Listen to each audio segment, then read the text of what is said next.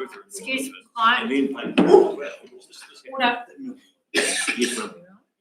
Good afternoon. Welcome to our Corporate and Policy Committee meeting. First call for apologies. No apologies. Have we got Councillor Martin and Councillor Barron on Zoom? Okay, so that's all attendance. Any declarations of interest? Any urgent business? Public forum? No public forum? Okay, we'll go straight to item 1. Sorry, Madam Chair, just for procedural matters for the councillors that are on Teams, that when they wish to exercise their vote, if they could put the hand up in terms of the symbol for voting yes or no is what you'd look for, and just let them know that they are voting, so we didn't need to record their vote. Thank you. Right, no questions, so we'll head to item number 1, the Kaitangata Community Pool reimbursement. Sonia, have you got anything to add?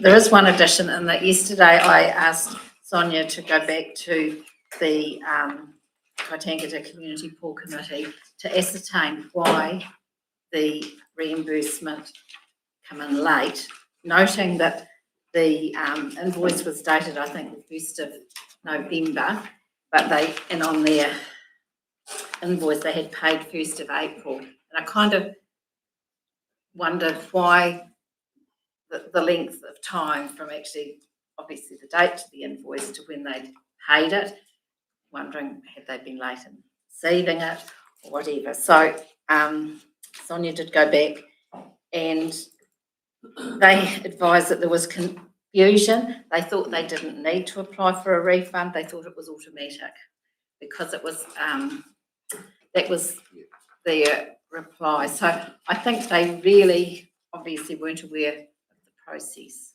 involved. So that's kind of just a little bit that I'm adding to that report, and then I'll open it up for any questions. No questions. Yeah, no question. Any questions? No. Discussion?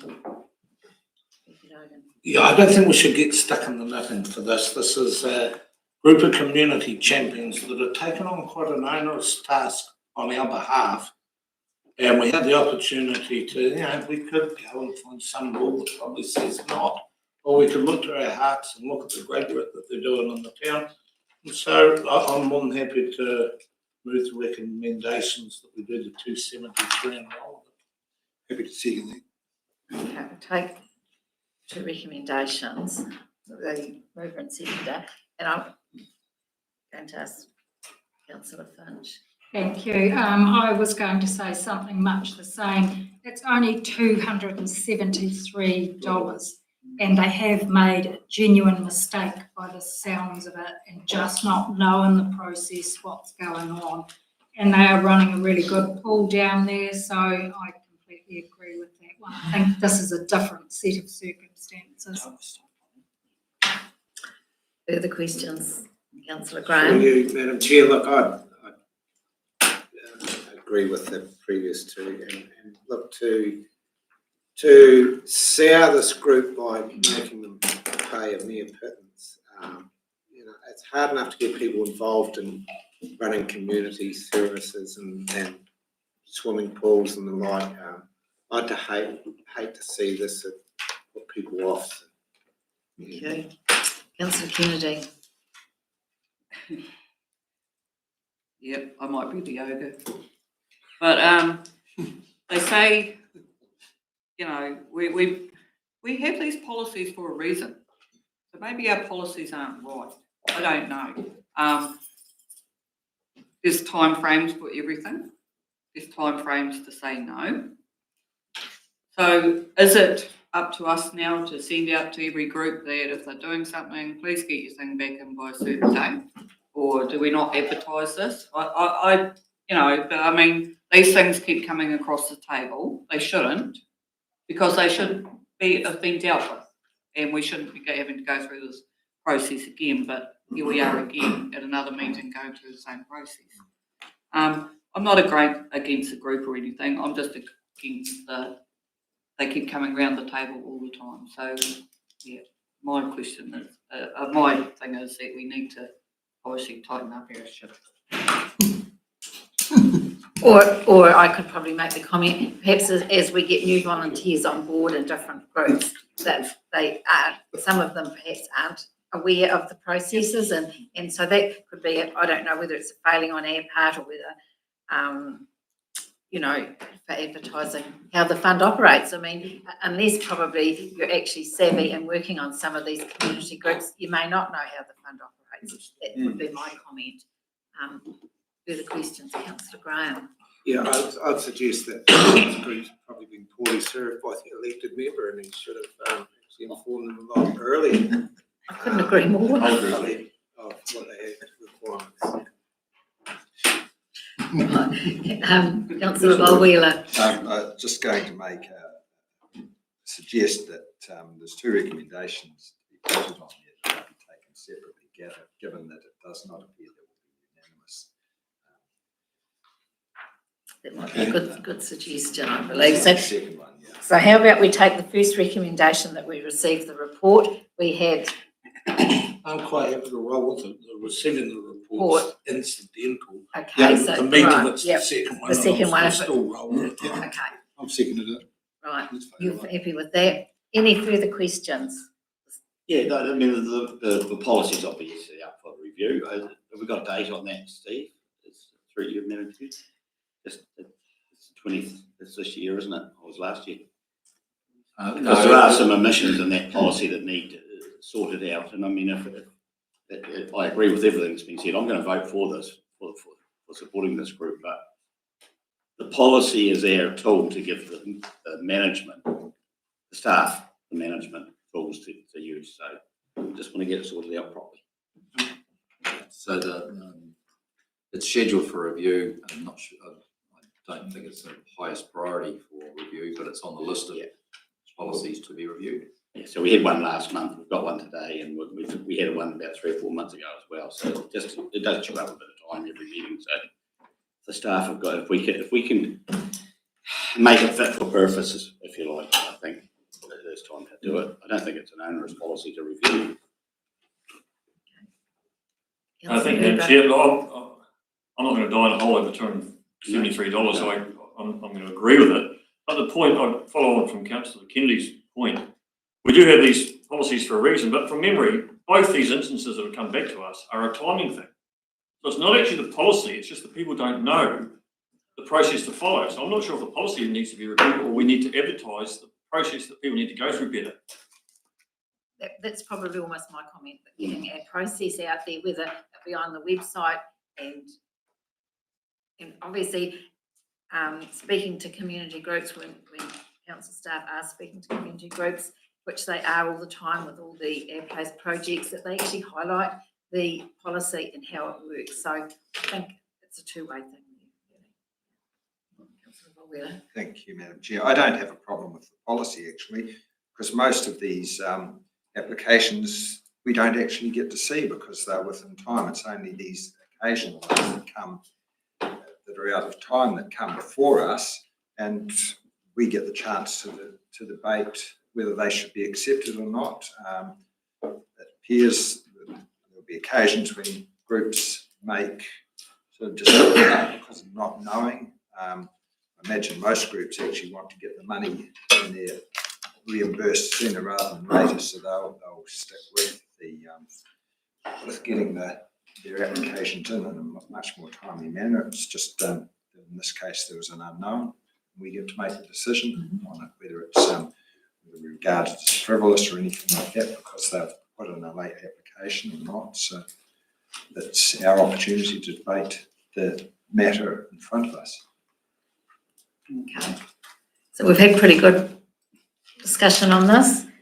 I'm going to put the two motions to the vote, and that we approve the reimbursement of $273.59 for dumping charges. All those in favour, please say aye. Aye. Against?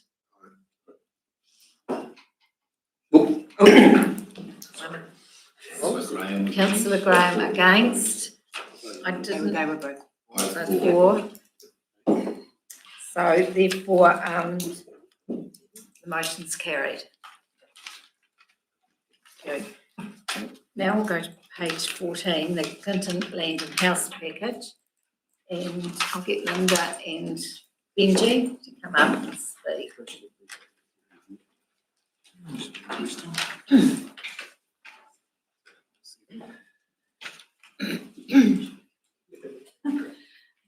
Thank you, Madam Chair, Mayor and councillors. It's exciting to be standing here to see that we've been able to advance the extension of the successful land and house package delivered in Kaitangata around the district. And pleased to have Benji here, who is the passionate local person for Clinton, who is standing behind the working group to drive this project forward. We've provided some background information for you with regard to the land and house package, and Benji's happy to discuss some further information that you would like. But the magic formula of having sections, having a buyer, and having a builder are in place.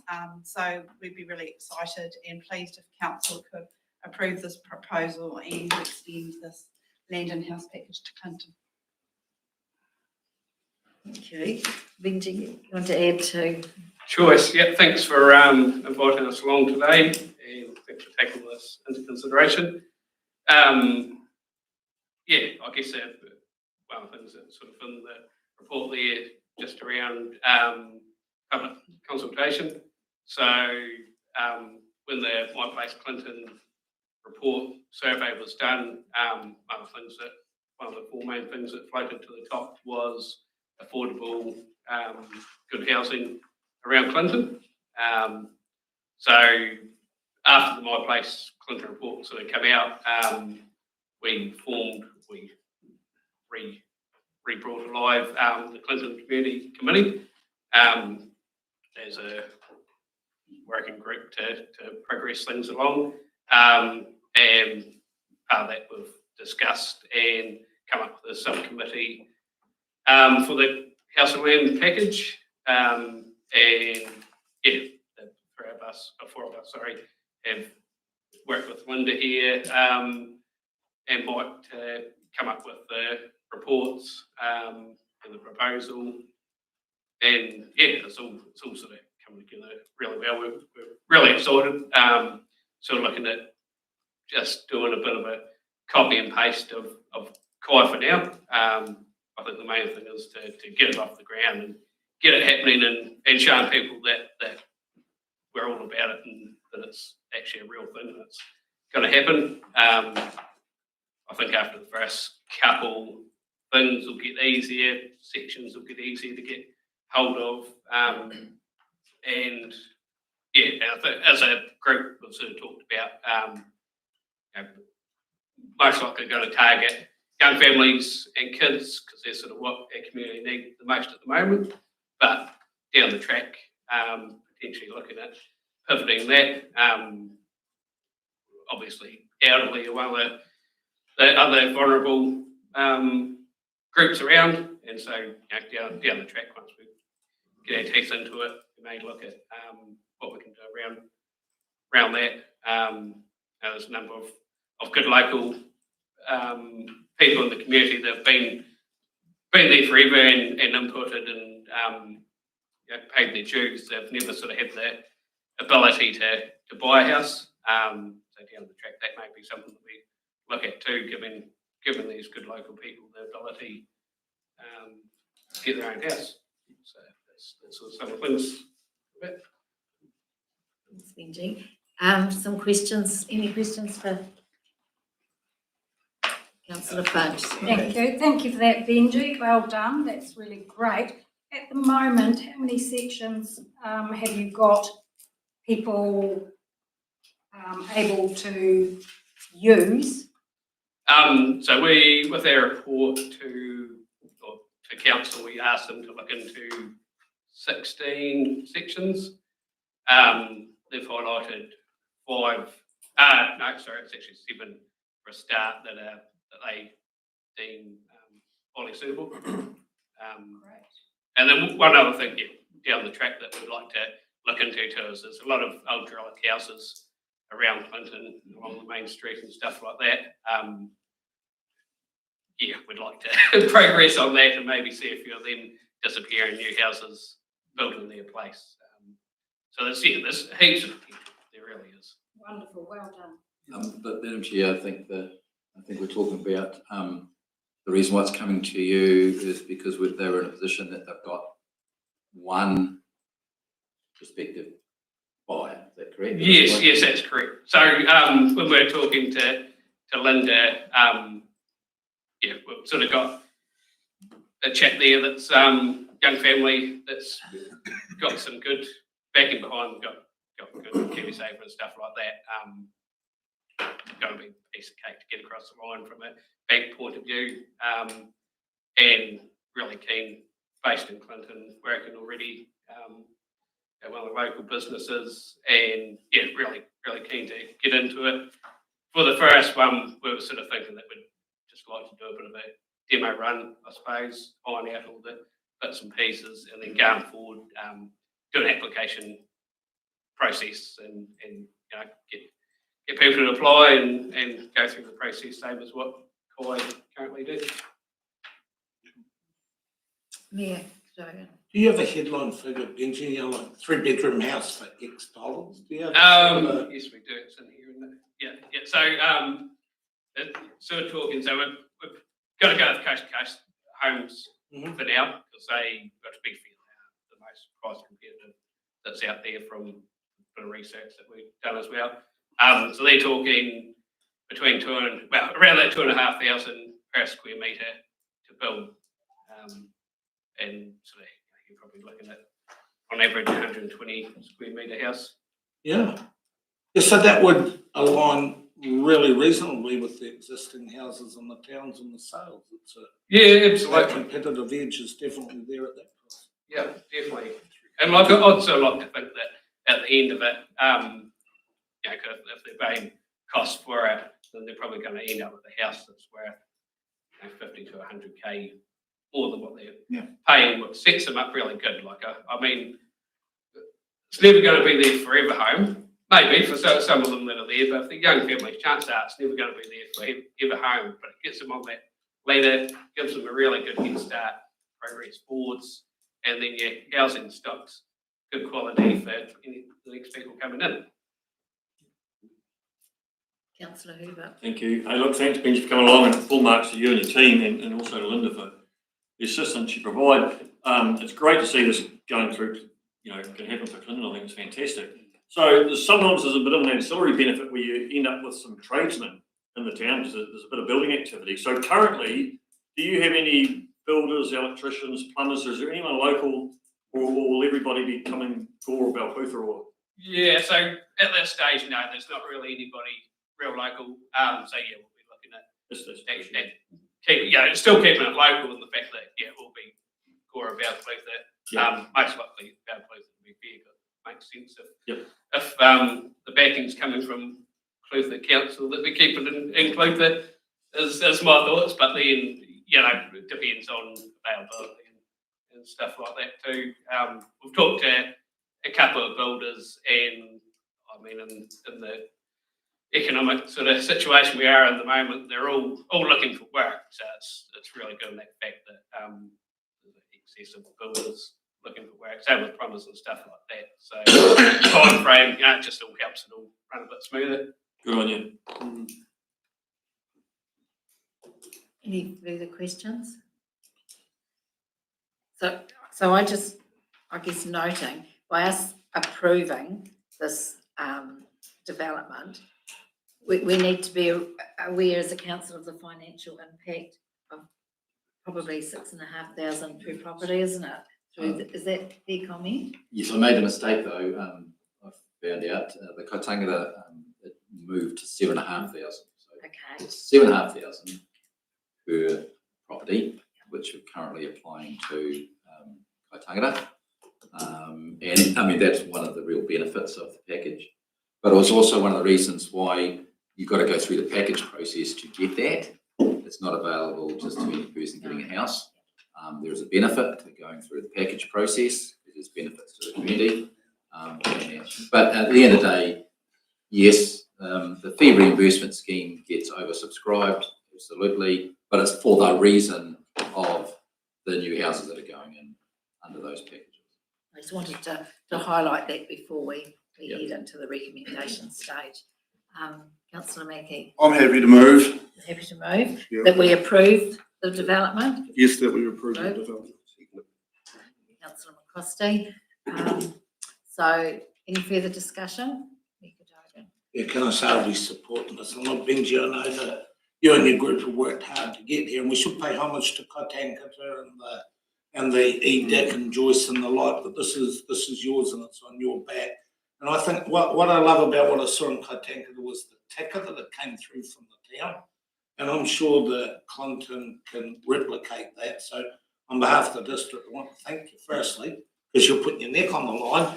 And there'll be times when, if it's anything like EDAC, ring me at 7:30 in the morning, not 6:30, would you? But council, well, I know for me personally, anytime you want to unload, have a thought, just get in touch, because we wish you all, or I wish you all the best, and I'll certainly be supporting it. Thanks, Rob. Any further discussion, questions? Okay, we've got a motion on the table that we received the report and we approve the development of the house and land package. I'll put that to the vote now. All those in favour, please say aye. Aye. Against?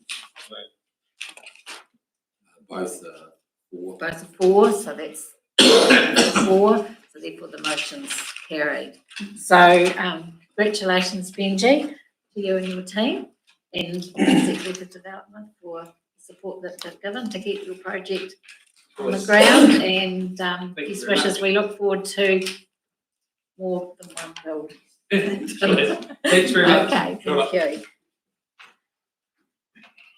Okay, we move to page 17, inclusive development service level agreement.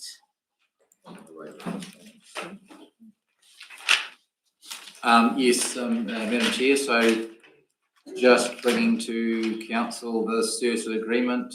The budget for through the LPP has been approved for the 3 years for inclusive development. We've had discussions previously about we asked council in workshop for any additions to the priorities for the service, and this is just finalising the agreement for that 3-year period, and that's all it is. Okay. It's just an agreement. Any questions for Steve, please? Dogan? I don't even want to, but I'll have to ask it. So our illustrious and visionary leader categorically withdrew the 4 well-beings, one of them being economic. How does it sit if we go into a 3-year deal and then he slam dunks, as he said he would, the 4 well-beings, and insists on us following and takes away economic, cultural, social, environmental? They're the 4 well-beings. How does it align with what we're doing today when they've already announced and he's put a time frame in place to take the 4 well-beings off? Well, through you, Madam Chair, that was the government announcement. We don't know what that actually means in practice. Nobody knows what that means. They've given some sort of vague examples, but there's nothing in practice about what it says. And, you know, are we suggesting, and this is the issue with it, are we suggesting that the government is expecting that no council provides economic development services anymore?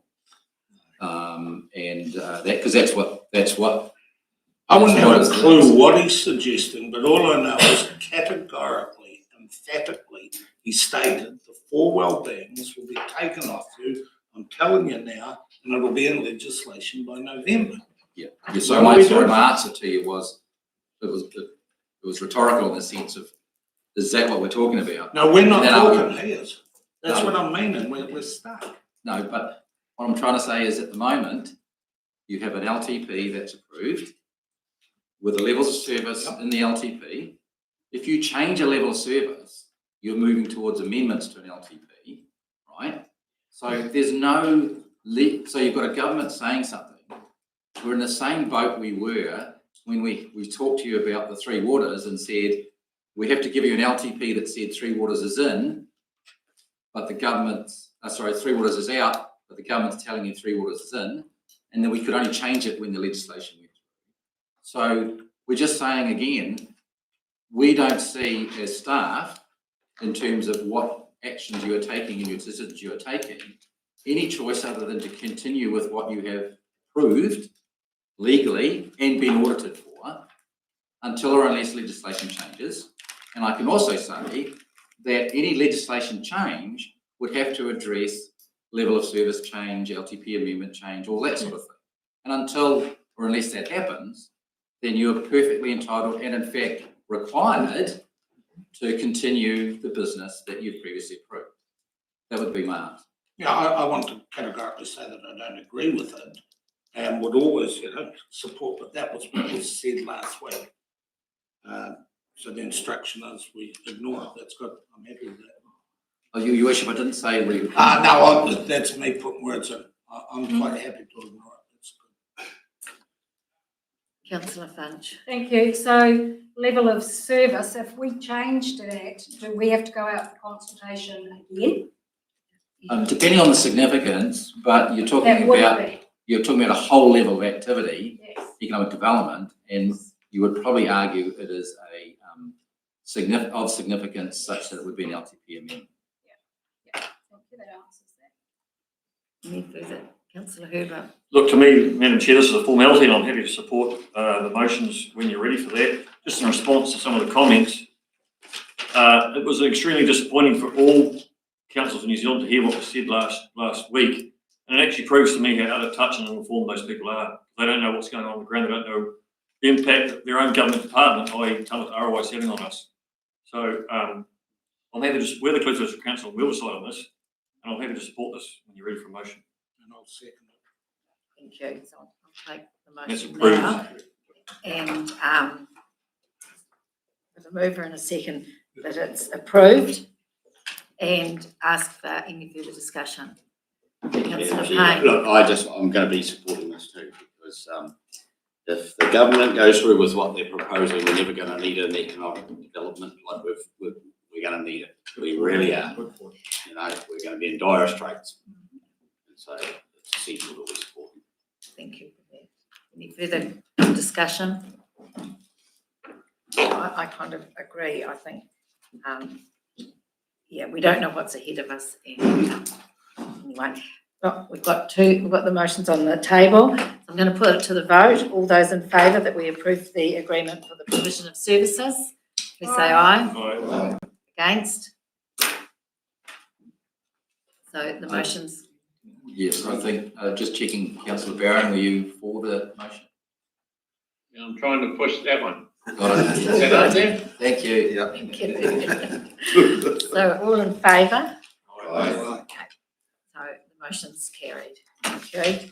So now we'll go to page 26, the Clifford Development Quarterly Report, and I've asked Linda to come forward to write the report.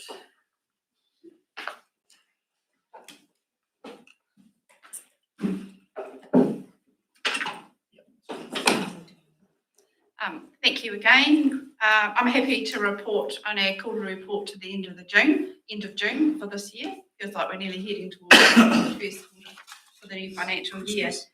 But first of all, as we know, we've had great success with Benji and the community group from Clinton.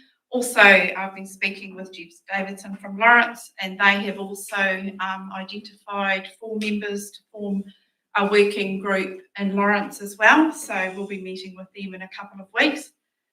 So look forward to hearing from Tapanui in the future as well, because we've been working with them as well. So it's great to be able to see the land and house package taking off around the district. To support some of that housing work as well, we're just waiting on the completion of a couple of reports that we have done through the property group, the Sustainable and Diverse Housing Solutions. They're just working on the final draft for that. And also, as part of our service level agreement, we were asked to look at the establishment of a community housing trust for the Clutha district, and we have completed that report and given it to Steve at council as well. One of the key projects that we have is around the attraction of people and being able to retain and sustain our people across the Clutha district. We've spent a lot of work over the last 3 months in creating and telling those stories through video and imaging.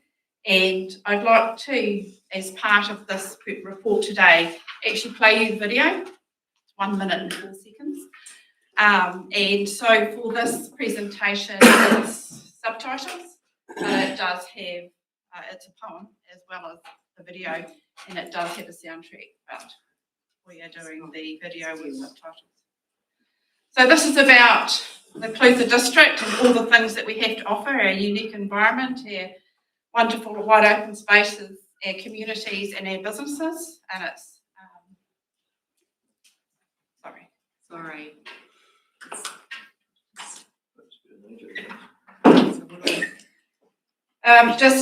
The video was released last Tuesday, and we had 25,500 views across the video, across Facebook and Instagram within that time. So it's one of our biggest profiling videos that we've released. As well as the new video, we've also captured 900 new images right across the district as well. And those images are available and are stored on BrandKit. So anybody within the community or our businesses or individuals can join the BrandKit image library and use those images. You may have seen in Clutha Health First that they're using some of the images in their facility now.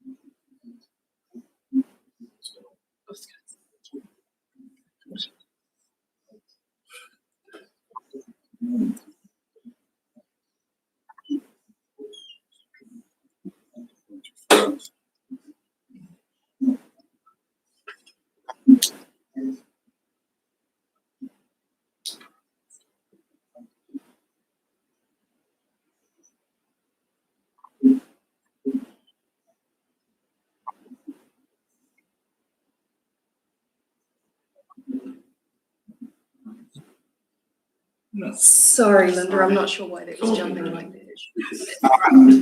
Maybe make it smaller. Sorry?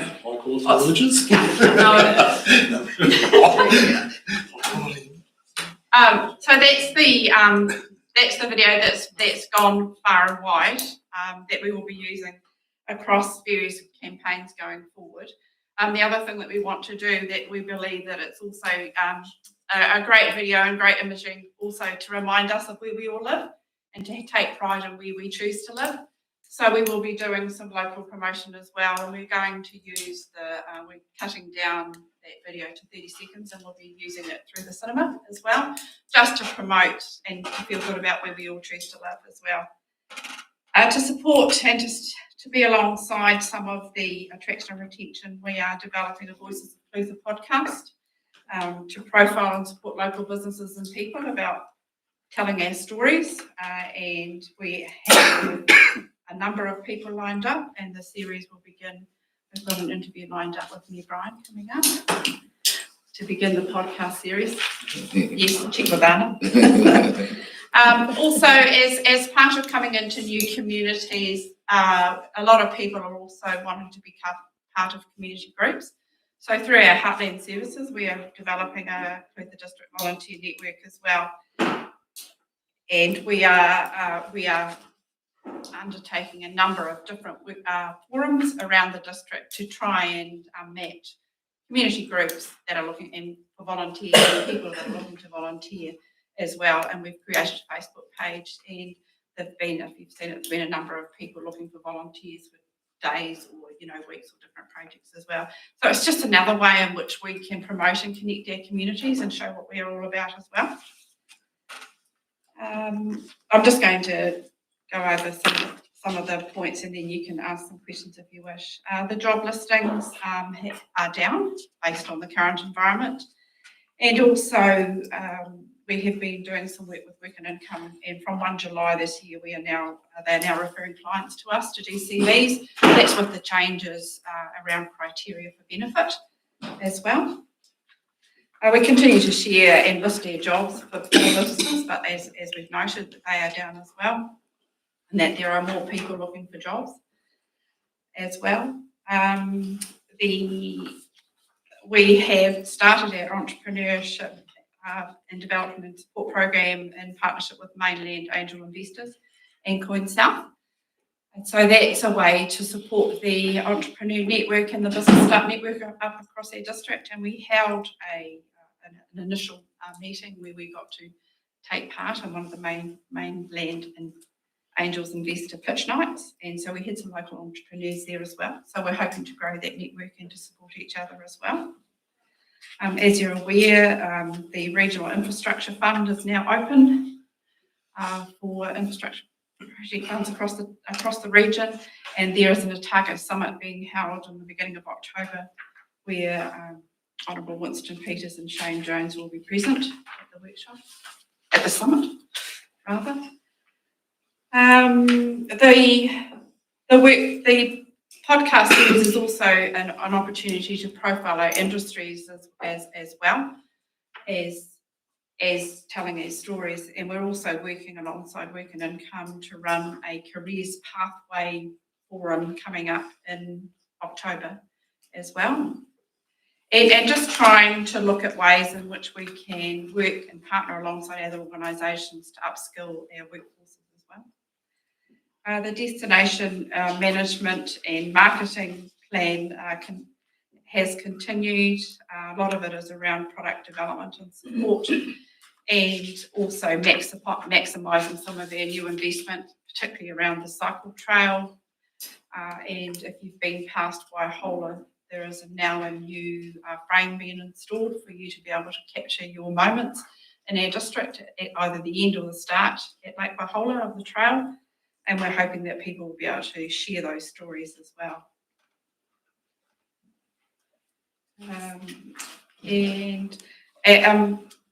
It's important for us that we work through partnerships and collaboration. So therefore, working alongside our other, particularly in destination marketing from a visitor perspective, is working alongside our partners such as Southern Way, the Otago Cycle Trail Collaborative as well, to maximise those opportunities as a region. And just on another note, the Ministry of Social Development has renewed our contract with Heartland Services for the next 4 years through to the end of June 2028. So that's allowing us to be able to progress not only the delivery of Heartland Services to our communities around meeting spaces and services, but also to implement some of the projects from the Community Needs Assessment. So the volunteer network is one of them, and then that we're just gathering some feedback at the moment around a welcoming project as well. Thanks, Linda. That's a summary. Very good summary. Any questions for Linda, please, Councillor Fudge? Thank you for that, brilliant work. On page, the end of 31 and 32, Reserve Bank of New Zealand. Oh, yes. Yep. Community cash service Yep. trials. How will that work, Linda? We're not sure. We haven't heard anything. The trial's due to start in November, but it's about identifying a place or a business that can support this, so that when some people can deposit and extract cash without having had to have made purchases. Yeah, I mean, we've had feedback that, you know, especially over Christmas period when the banks aren't open, being able to deposit that sort of thing. Yes, And, you know, with the move to a cashless society, there are still people that want to operate and work in cash. yes. They are only putting in 6 trials throughout the country, but where if you weren't in, you didn't get the opportunity to proceed with that trial, but we haven't heard anything. It's due to start in about November. But well done getting in for that. That's really great for the community. And on page 36, trail tipples. What's that, please? Page 36, where are we? Sorry. Trail tipples down the bottom. Oh, that was that was part of some marketing media that was done as part of the Otago Cycle Trail Collaborative. Right. Yeah. So they market the region and across all the great rides and all the trails, and we're part of that network. So it's always good to be able to support and promote our part of the trails. Yeah. That's lovely. Thank you for that. Further questions for Linda? No further questions. I've got a motion on page 26 to receive the report. Is someone prepared to move? Happy to do Graham, second, Councillor Finch. No further questions, discussion. Put the motion to the vote. All those in favour, please say aye. Aye. Against, motion's carried. Page 39, Stars update report. Madam Chair, Christina's ill, so she isn't here for this report. I'm happy to take questions and take the report as read. I just think I'll mention that Sharon's finance team is pretty close, and the targets that are in the report, I mean, they've been superseded to a certain extent by a little bit further work that's been done. So there's a bit more into it than that, but they are pretty close. And perhaps Sharon, you can mention to the council. I mean, we're saying it's a positive experience, but you're the second group that's gone through it. How do you think it's been received? Through you, Madam Chair.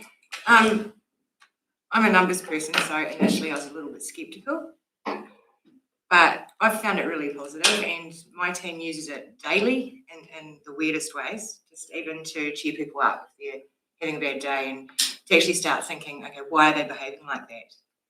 You know, well, I don't like the way they do that, but I've got to realise people work differently. It's just to get you, it tends to kick people's minds into thinking a bit more about how others work, and to try and help people through when they're really busy, stuff like that. So I found it a really positive experience. It's just, we're only at stage 1, however, so let's see how we roll through the rest of them. Yeah. And staff in general, you think they've taken it on board well? And my team, I think they have. I'm not sure about the other teams. Everyone interprets it a wee bit different, of course, but yeah, we've turned it into things that used to upset people about what other people did have now become a bit of a joke. If you say a certain word like "stay out of the orange," all of a sudden everyone's laughing, and it just sort of lightens the mood a bit. Yeah, that's what I find. Part of our issue is that it's such a long process because you're trying to push everybody through, that those that have done it are in a different space or a different understanding experience to those that haven't done it, and we're finding a little bit of conflict between that as a consequence. But we will have all the leaders done, if not already, very shortly. So at least the whole leadership in the organisation's gone through their part, but it's just getting the activities through is the next thing. And going to activity training is one thing, but it's setting the performance measures for which you then get reporting. So you see in here performance measures still being reported for the building side of things because they've done it. When Sharon's team finishes hers, there'll be created another performance reporting thing that will come through, which we can start measuring trends success or not. All good, thank you. Any further questions? No questions? Okay, it's a motion on page 39 to receive the report. Somebody prepared to move? So moved, Madam Chair. Councillor Payne, Councillor Belt second. No further discussion. Put to the vote. All those in favour, please say aye. Aye. Against? Motion's carried. Okay, page 42, the strategic planning and policy report. Peter. Thank you, Madam Chair. I might just make a few remarks, if I may. Noted in the report, under the long-term plan, we've managed to publish the LTP has now been published on the website last week following minor matters with the audit, and we got the audit signed off. That's allowed the letters to start going out, which have started to go out this week. They're going out where possible by email and by mail if not. There's approximately 100 letters going out with specific matters raised, and 530 letters with general acknowledgement of people's submissions, general submissions with the media statement attached in both cases. Community funding letters went out initially in July as a preliminary letter, and funding agreements are being arranged in consultation with recipients. So Thank you. the rest has read. Okay, thank you for that, Peter. Questions for Peter, please? No questions? It's easy. Councillor Volwheeler. Question just on the representation review. Submissions coming in. They have been. I might ask Steve, I haven't been working on it directly. Natasha has been working with Steve. Yes, don't know, sorry, so neither, you've got some, great. Through you, Madam Chair. I was speaking with Natasha last Friday, and at that stage there was about 40 submissions. Positive or negative? Doesn't work like that. Don't know. So then, submissions come in. It's Monday. Okay, and then we get an opportunity to amend the resolution. Probably preempting things. No, it says here. So we get to see all the submissions? Correct, and then you have hearings if you want to speak. Well.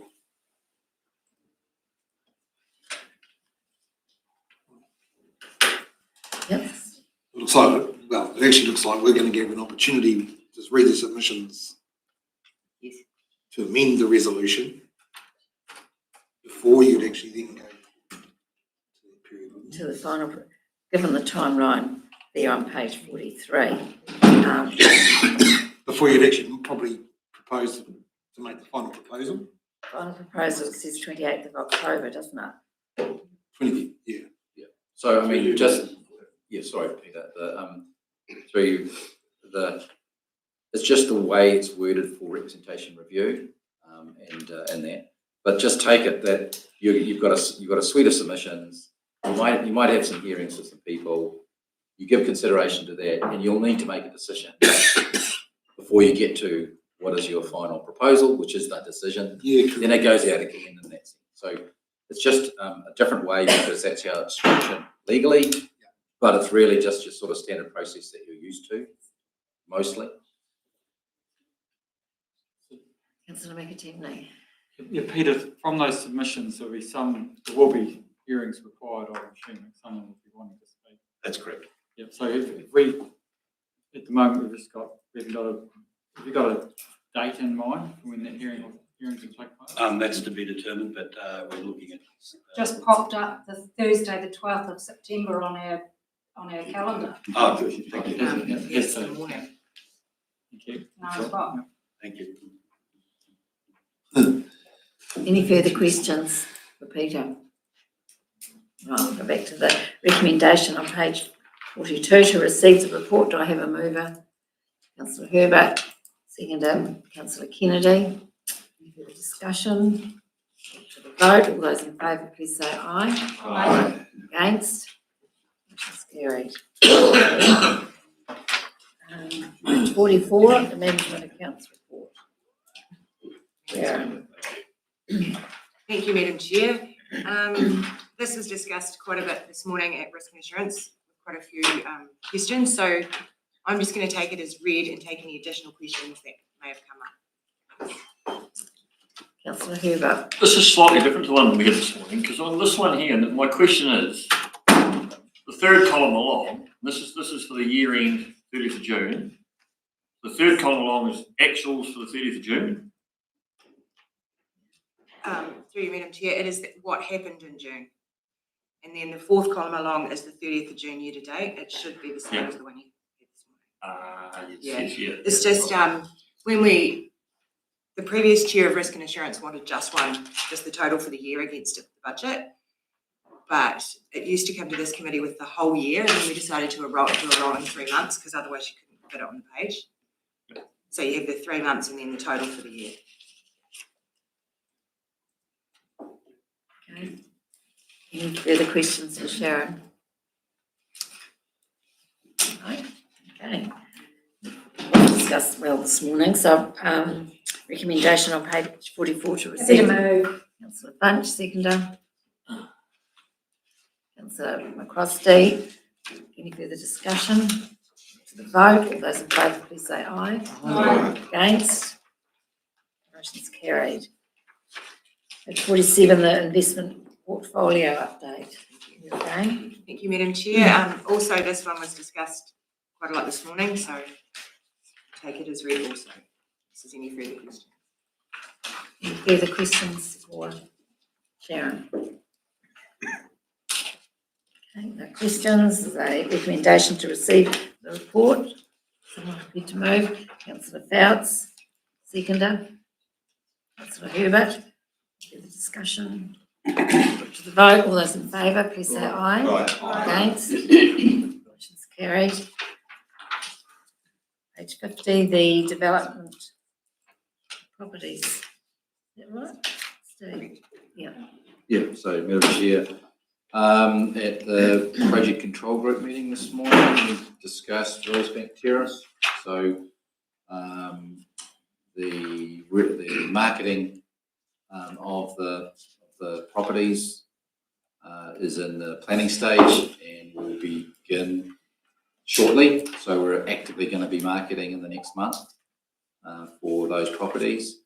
It was also discussed, wasn't it, that the ceiling of that, because of the weather, has been pretty positive. The ceiling will, final part of the seal will be done on the 5th of September, I think it was, that we talked about.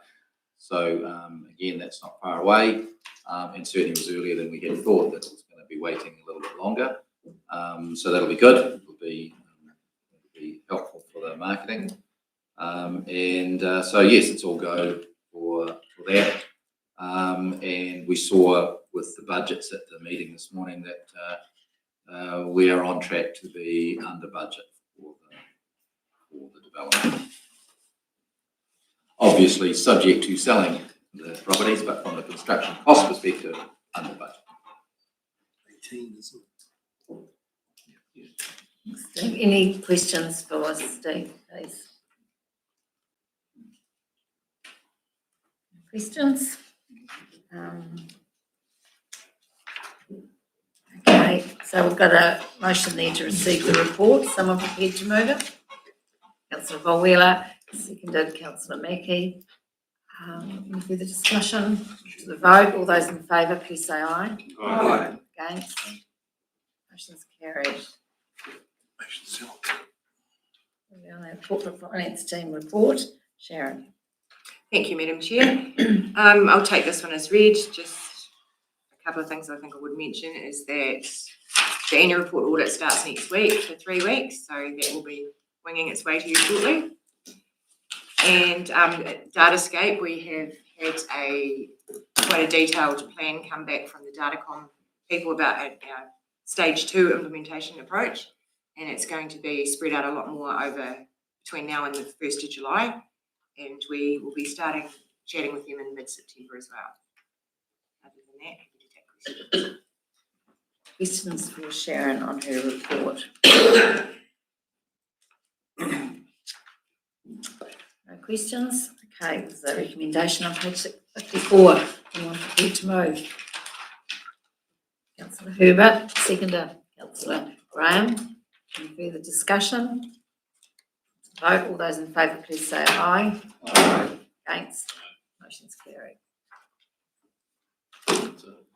I'll close the meeting of the Corporation Policy Committee.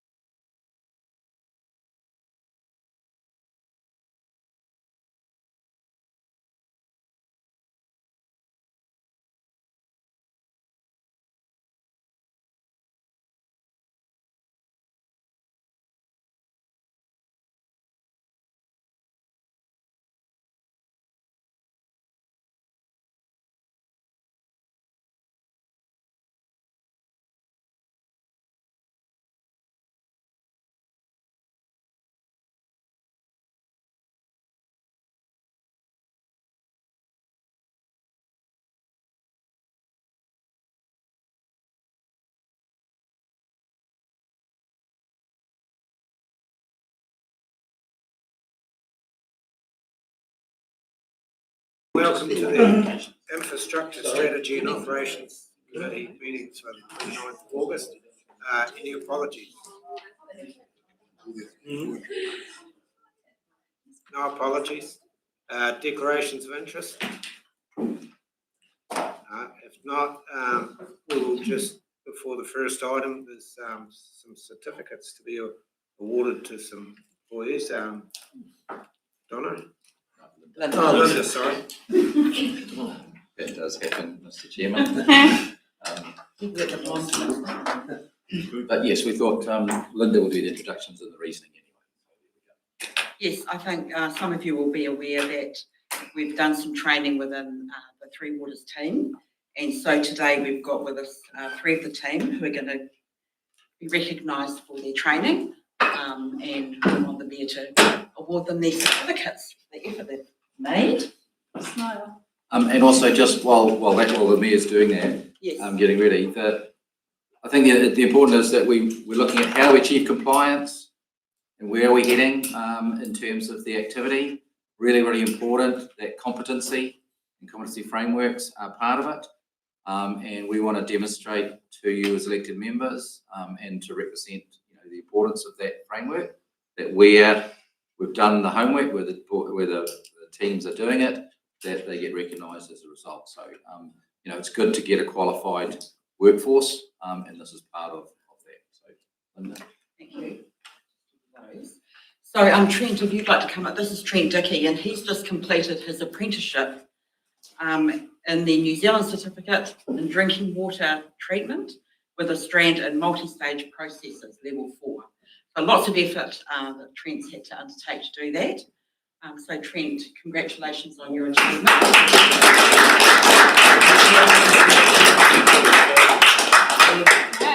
He gets two, one for his apprenticeship and one for the actual qualification. I'm just looking for the check. Well Well done. Well done, Trent. Good. And Trent's also got the a certificate of competency. So we've had an in-house training program operating since around February, and Trent's got a certificate here awarding him full competency in operating any conventional water treatment plant in our Clutha district. And we've got nine plants that fall under that category. So well done, Trent, for completing that as well.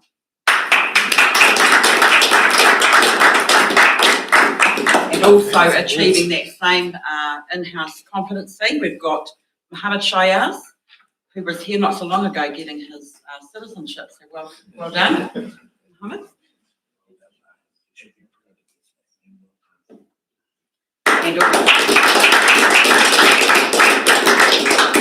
And also Ethan Beck.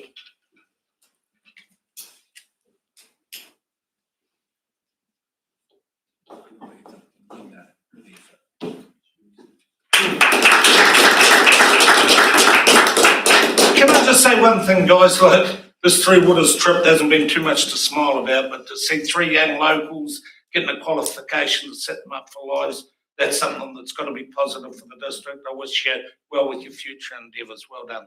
Well done.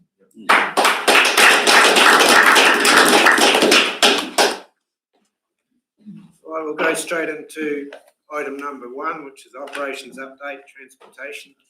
James.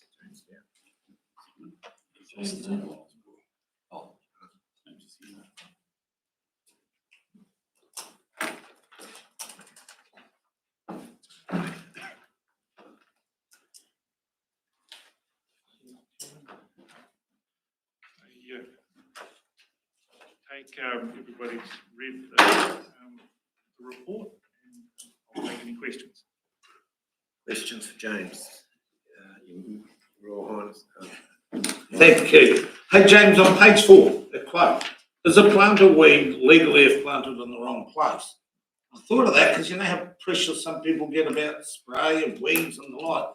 Would it stand up in a court of law if they said, and we came up with that as a defence? Well, definition of a weed is a plant that you don't want. So if it's in the wrong place, it's a weed. Toys are natives, yes, but they're not protected. So people are a little bit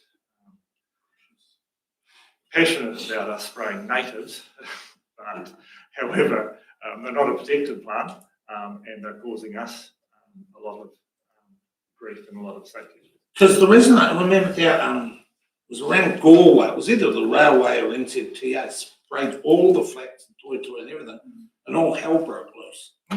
Did that have legal consequence, or it was it's our side of the road? I thought there was a legal court case that came out. I have got no idea if there was any legal case involved in that. Southwind did flax bushes a number of years ago. Yeah. Same thing. A lot of controversy in the media and concerns about people, but the same issue is that the flax bushes take up a large portion of the road reserve, very expensive to remove because the farmers don't want the flax bushes in their paddocks is filled. We can take gravel and dirt and stuff and fill in gullies with it, but not flax bushes. So, yeah, and lots of truckloads to try and deal with. Councillor McTierney. Yeah, James, just a suggestion to some of those people who complain.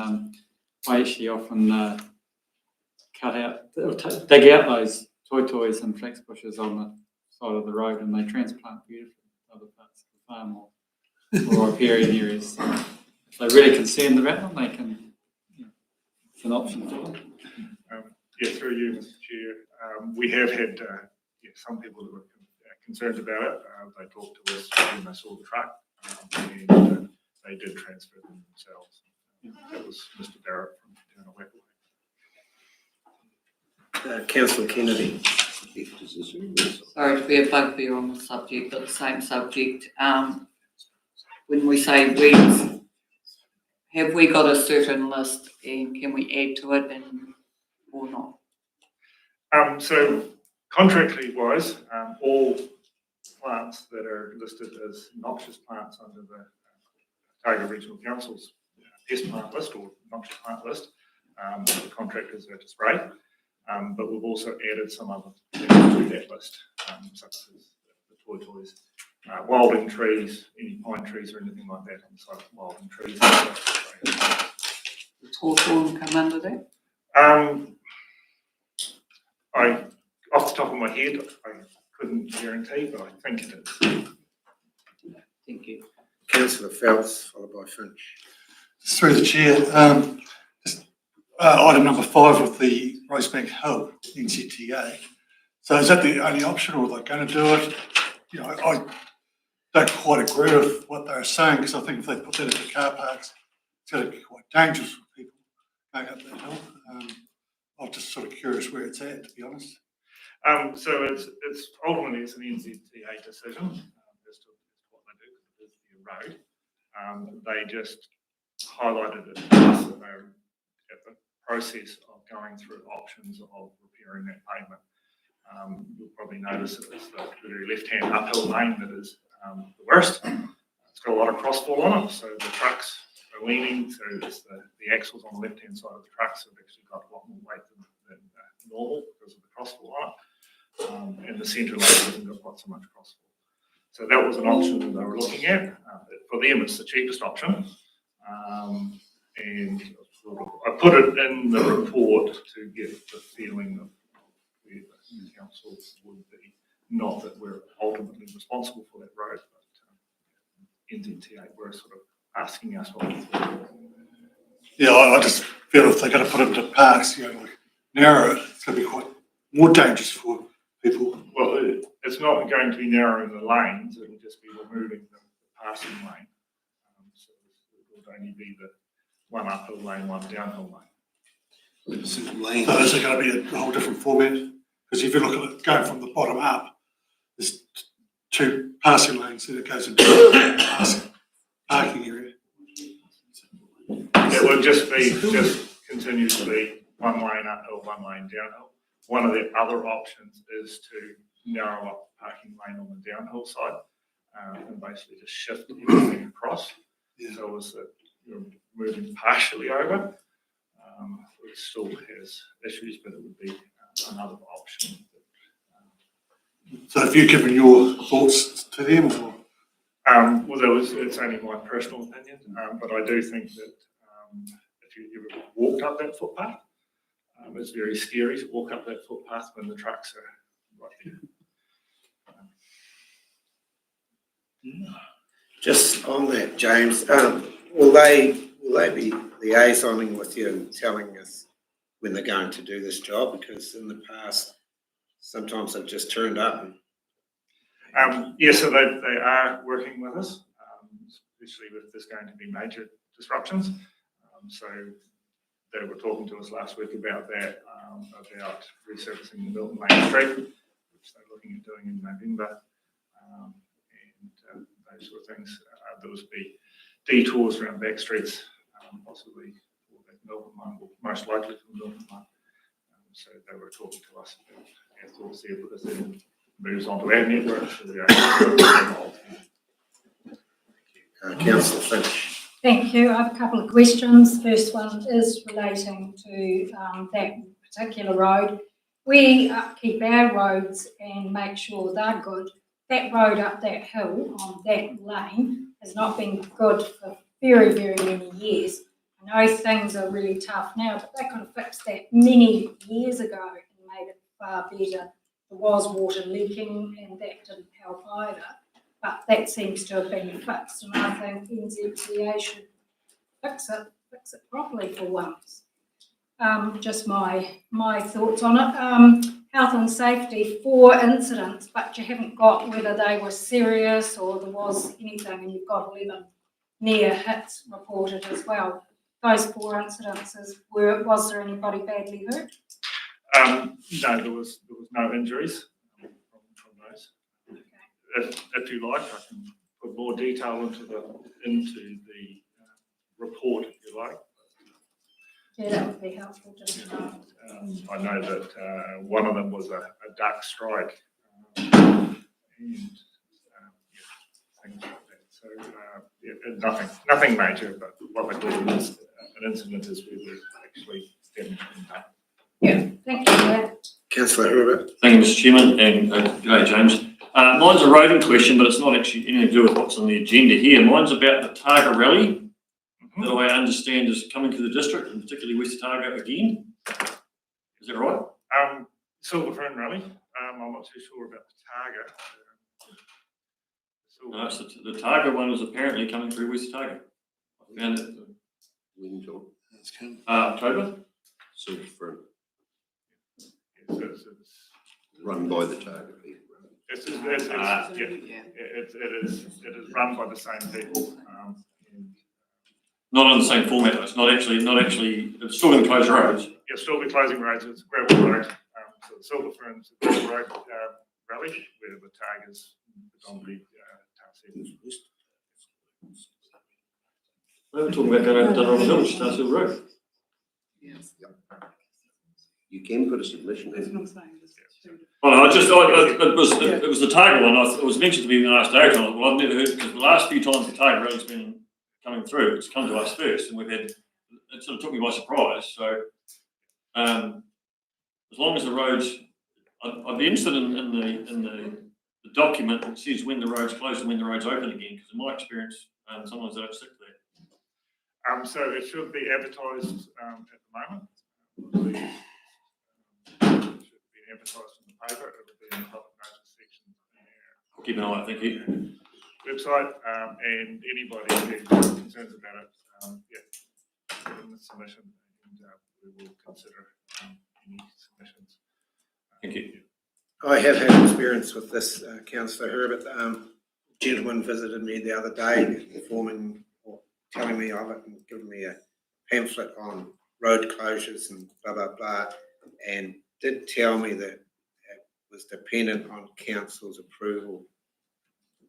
He said they were going to council for approval, and this was probably a week ago that he dropped that thing off, so maybe it's in the pipeline. So the process for any of those road closures for a sporting event or even a parade is that they must give us notification that they want to do it, a proposal to us. We advertise that, so if anybody's got concerns or issues with it, they can. We can discuss those, talk about those. Either, then the organisers got the opportunity to sort out those issues with the people, or we've got the opportunity to sort the events. Mayor Cadogan. Thank you for that. Sorry, James, just to go back to page 5 about the 2 lanes up Clutha. Having lived here all the life, I'd like to know, especially from the Balclutha ones, I think that passing lane for the efficient flow of traffic through the town, and actually if you're driving from Christchurch to Invercargill, to have one of the very few passing lanes taken off us.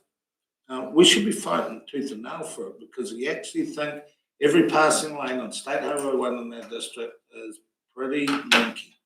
And if the excuse they give, if we let them take one, they'll just, all of a sudden we'll be closing them all. That's a good passing lane. It's been there forever. I think it'll be a serious step backwards. And we should be aggressively trying to maintain it. Councillor Catherine. Yeah, we're mentioning the same hill actually. I've been sort of having to think about it. So James, obviously the hill's moving because they can't seem to maintain it. The road won't hold up. We've got the heavy trucks that hit the left-hand shoulder side going up. So obviously the structure underneath the hill must be moving. Is that be a fair assumption?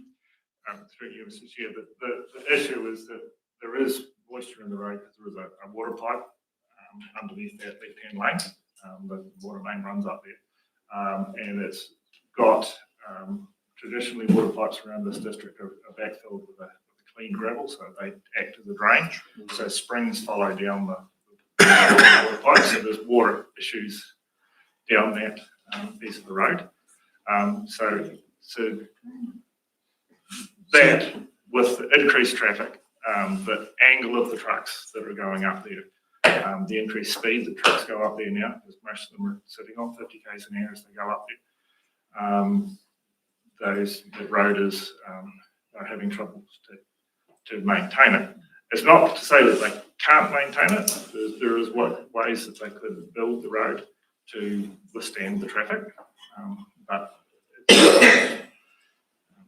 so NZT are going through their options. Yeah, just because then if the trucks are all going to go up the right-hand lane and we've still got the water, we're going to end up with no road. So I'm just not quite convinced, and I'm keen to see that disappear, especially now that you've heard there's water pipes that leak. Not that the water pipes are leaking, water can track down the pipe, and there is a pipe in that lane. There's no pipe in the middle lane. But if that road's fallen to bits and you bring the heavy trucks over to the right-hand lane, and you've still got water, what are we going to end up with? No lanes? Water will still be in the first lane. They're not going to shift the pipe across. Exactly. Any further questions for James? Councillor Wheeler. Not a question, but I do notice regarding the temporary road closures, there's one on the Moa Flat Road, State Highway 8 Dunrobin Road, which is for the 2024 Targa Ferrari Tour event. And then there's another road closure, which I think that's only specific, that's the only one specific to West Otago, whereas the Silver Fern Valley is later in November, which is so it is Councillor Mackey. Yeah, James, it was just a question, 9,300 tonnes of rock taken out of the Anderson quarry. What is the unit price? What is the price per tonne for that crushed rock out of that quarry? Per tonne, I couldn't tell you, because we pay per tonne on the road. So what it costs per tonne for the contractor to purchase it from the supplier, I have no idea. Right. So we pay a unit rate per tonne delivered on the road and spread anywhere in the district. So what does it work out to you then, when per tonne then? So that would be commercially sensitive as to what the price is. Right. I can tell you, just not in a public forum. Yeah. Oh, right. No, just curious, just because there's a lot of money involved. I've had a bit to do with that end, that rock out of that quarry, and I've never had any luck with it in my pothole. But yeah, just crushed rock versus say river gravel going forward long term. Costings too. Yeah. Cheers. All right, any further questions? No, if not, someone prepared to move the recommendation on page 3. Happy to. Councillor Finch, seconded. Councillor McCrosty. Any further discussion? No. All those in favour? Against? Motion carried on to item number 2 on page 6. It's a operations update, green space, waste and compliance. Jason on 9. Welcome, Jason. Good afternoon, everybody. Thank you for considering the report today. Obviously, this is a report to update members on the open spaces, cemeteries, waste and compliance. I'd like to offer the report as accepted. I will make 2 references to the document for just for clarity. The last one is the fact that the increase in sorting for our domestic recycling, and also the level of waste that we're accepting for Fremantle is down than it was this time last year, which is also our income. So I'll just make those references to those 2 sections of the document as areas to note, and that we're working on the rest of that one currently. Any questions? Questions for Jason, anyone? Councillor Herbert. Yeah, thanks, Your Worship, Mr. Chairman and Jason. My question, it was not really a question, sort of a comment around, I see we've got this tyre wise where we can allow people to drop off tyres.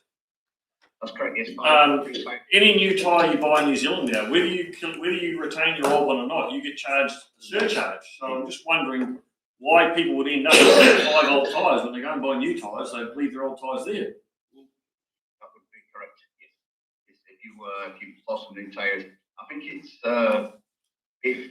if you've got some tyres hanging around, or you purchased them prior to an element of the cost allocated, so maybe you lost a tractor tyre or something, you still have the opportunity to get that disposed of. So yeah. Given what we've seen earlier today, the more we can divert out of Mount Kiwi, the better, I would have thought.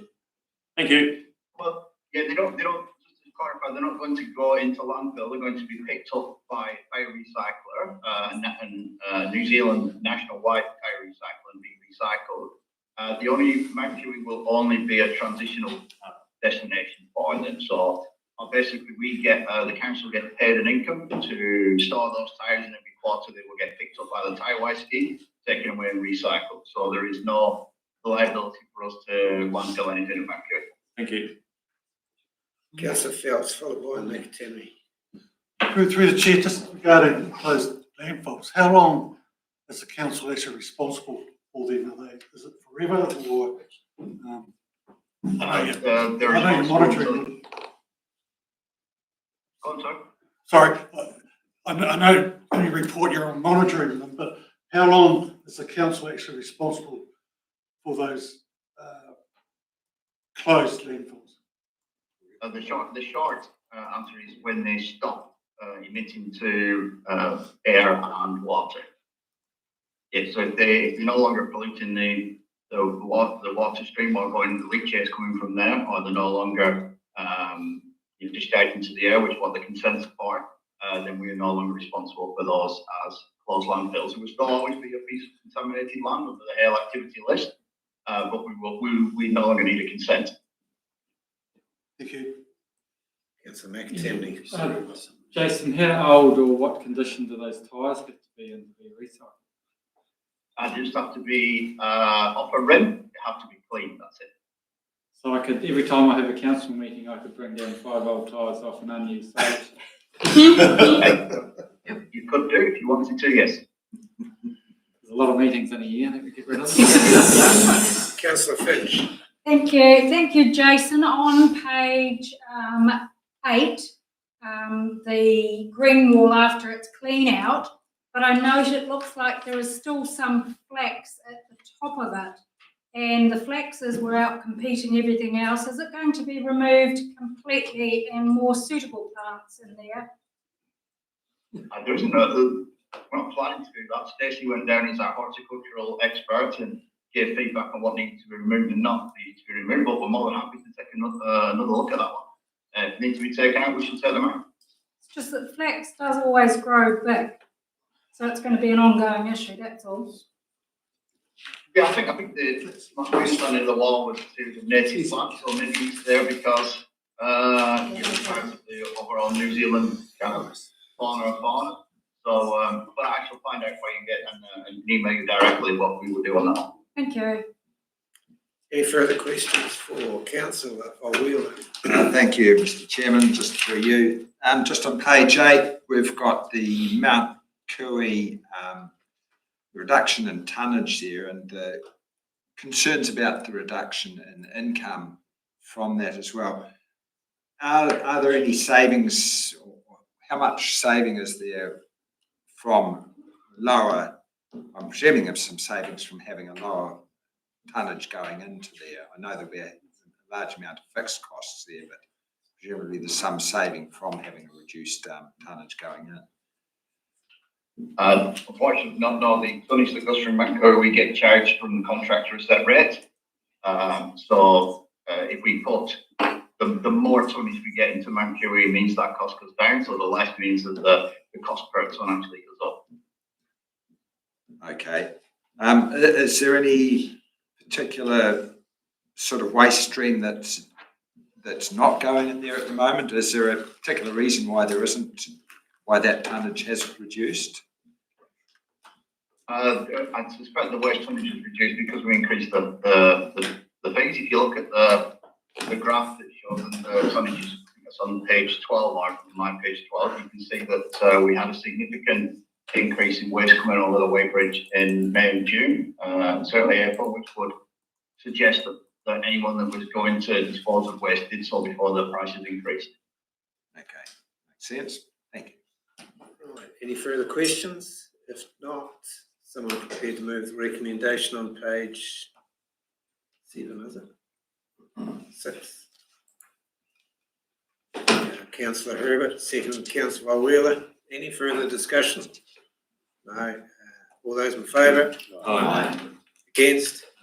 Motion carried on to page 13, which is item number 3, operations update water. Linda, welcome back. Through you, Mr. Chair, happy to present the report and take any questions. Questions for Linda? Councillor Wheeler. Thank you again, Mr. Chairman. Just on page 16 regarding what the Milton boil water notice and council supplied water, drinking water at the service centre, was there much uptake of that? For you, Mr. Chair, yes, there was, but we had to replenish it. It ran out, it was so popular. And I think there was people taking quite a bit rather than just a few days worth, but yeah, we did have plenty of uptake. Okay, and also if I can continue, there was something in the newspaper about somebody complaining they were ill after that was announced.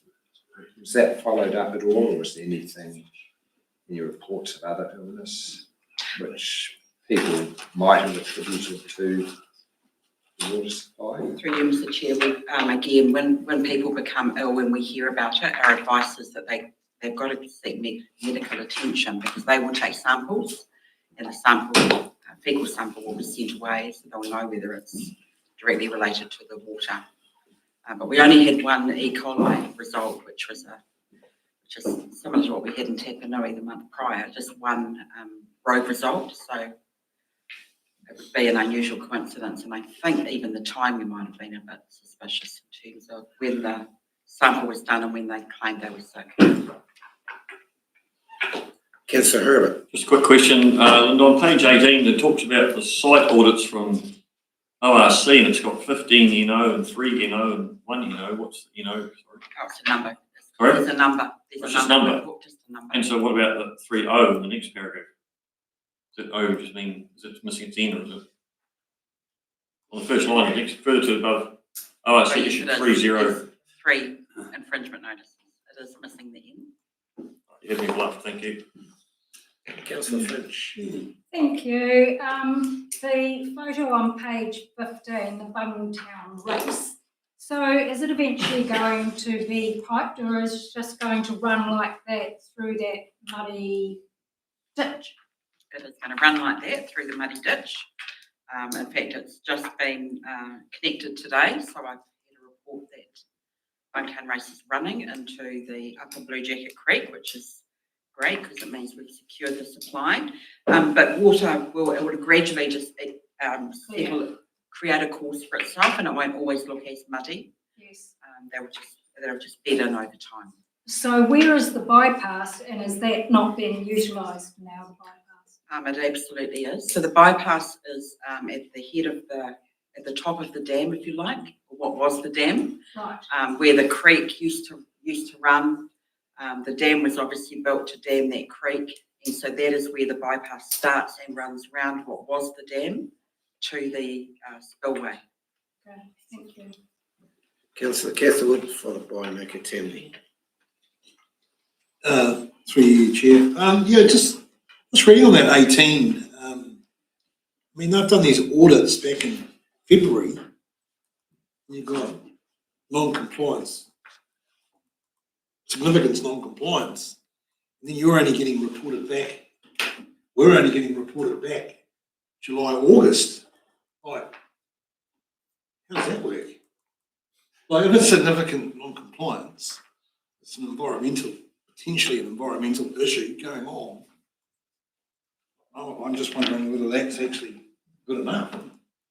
Well, shouldn't it be escalated instantly if it's significant non-compliance? Through you, Mr. Chair, we've taken that up with ORC. In fact, the audits they did last year, we got the reports on the 22nd of December. So getting them in August is actually much better performance on their part. But yes, we've certainly followed them up multiple times looking for the outcomes, and also have challenged some of those results given the nature of the reports. Yes, so do they turn into major tasks or emergency tasks, or do they actually, they're classing it, I mean, the way that reads is significant non-compliance. So if it's got significant non-compliance, is it escalated instantly, is what I suppose? Does it actually come to the fore?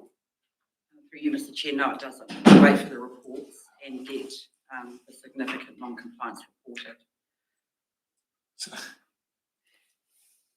Through you, Mr. Chair, it's been several years since a couple of years ago since we discussed this, but we don't always agree with the regional council's assessment of significant non-compliance. And when we go back to them and say, well, we disagree for this reason. However, there is no right of appeal to these reports. We had legal advice a couple of years ago. The regional council decide how they assess those, and we can't challenge them. So what we have done in the past is reported our assessment of the compliance alongside the regional councils. But I mean, if we need to get back into doing that again, then we will. But that was when this happened about 3 years ago. We had this debate about the disagreement between the assessment from the regional council and our own assessment. We would hope that we would work through that with the regional council and staff have been meeting and discussing these reports with them. But ultimately, that's their decision in terms of their annual compliance report. We don't have a right of appeal for that. Well, I'd just like to say that as a group of councillors and the staff, and I mean, we've had some serious non-compliance environmental issues since I've been on this council.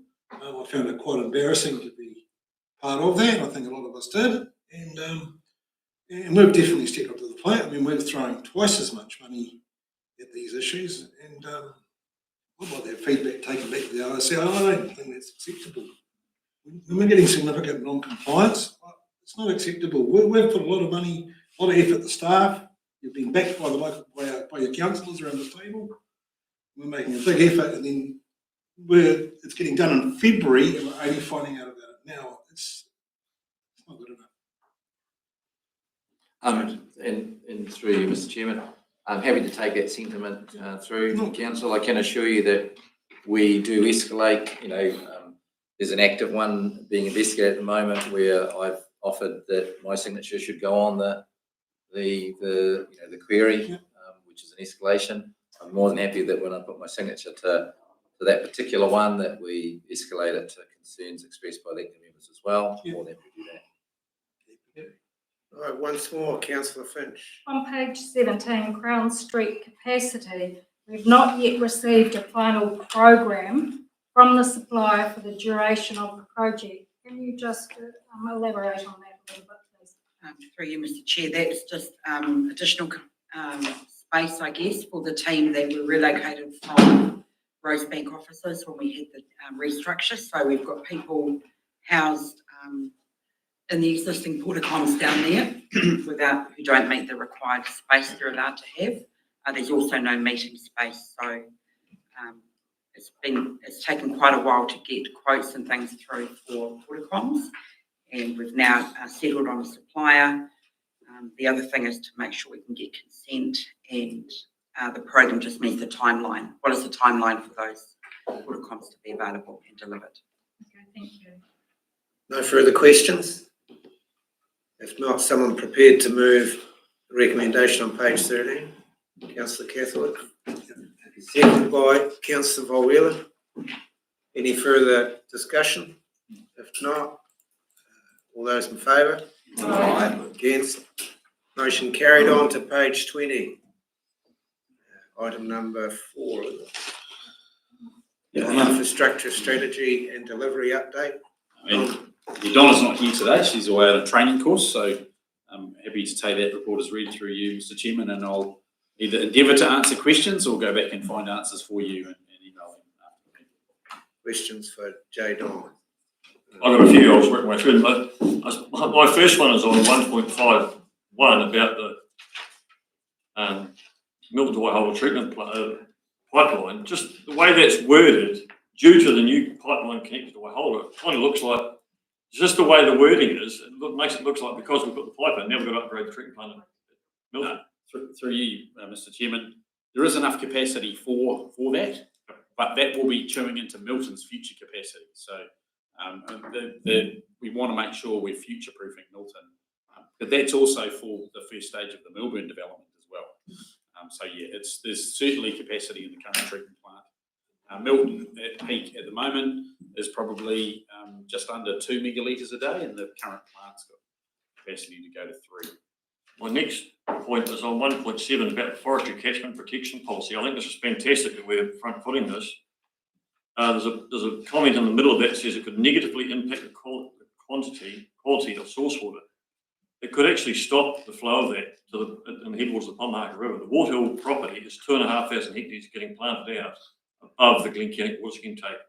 If you extrapolate that another 2 or 3 times in the middle of summer, there'll be very, very little water going down that river. It's actually something that I think it's great that we're front footing it, and it really needs to be highlighted going forward, and really needs to be addressed. And I think you'll get huge buy-in from the people around you. The Kelso Settlement Road washover culvert doesn't look quite that good anymore after Sunday. Has it had a washover? I put a service request in. It's I mean, the point I made in service, I don't think it's part of the warranty period, because it's not his fault that it hasn't had about 3 weeks to settle. But it's only a few loads of rock, but it was fantastic. It doesn't look quite that good anymore. But anyway, I've got a picture on my phone if you. Yeah. Sorry, just through you, Mr. Chairman. I take it did what it was supposed to do, though? I was there on mid-afternoon on Sunday, and it was running flat out. I went back on the Monday morning, and you could see the water had been probably half a metre above it. It was well up, like it was sort of a metre the wall away up the roads either side, where you could see the debris there. So it absolutely hadn't moved, but it had just washed a little bit of it. Mainly on the, as water goes down back into the creek, it chews up just a comment further on 2.3, there's a sort of a wash up there for the year, isn't there, for our roading? That's what I'm looking at, isn't that table there? That's a pretty good result, and I reckon that was 0.38% away from, it's as close to the mark as you get. 3.1, the asset roading dashboard, along the top there, what is that telling me? The 3.6, is that cents per K, or what is that? What does that all denote? I can try working out what that was. For you, Mr. Chairman, I'm not sure. We'll have to double check with the team and get back there. Average fuel costs. Well, the whole thing, the average fuel cost 3.61 per K. Is it? Per litre. Eh? Per litre? Must be. Where are you buying it? Okay. Well, the next one along, average COO. It's just. I think it's probably great information if we looked at it. I don't know if I got any more on. So I mean, looking at it, it's data for the fleet, our fleet. Yep. So $17. it's good. We're starting to see some information benefits from having people in positions to actually do these things, and so we can start looking at Well, it's great data. I just wanted to know what it actually is telling me. Yeah, I think that might be me. Cost per kilometre. Oh, the one. 1.7, $1.70. Okay, is that right? I don't know. That's one of those. No, 17 cents a K. Sorry. Thank you. That's me. Yeah, 17 cents. Yeah, cost per kilometre, 100K. Average fuel. That is a weird one, isn't it? 3.61 to the 1,000. But that could be a monthly fuel cost. So or something like that. Yeah, that could be a cost. Yeah, so we'll find out what they are and we'll come back to you.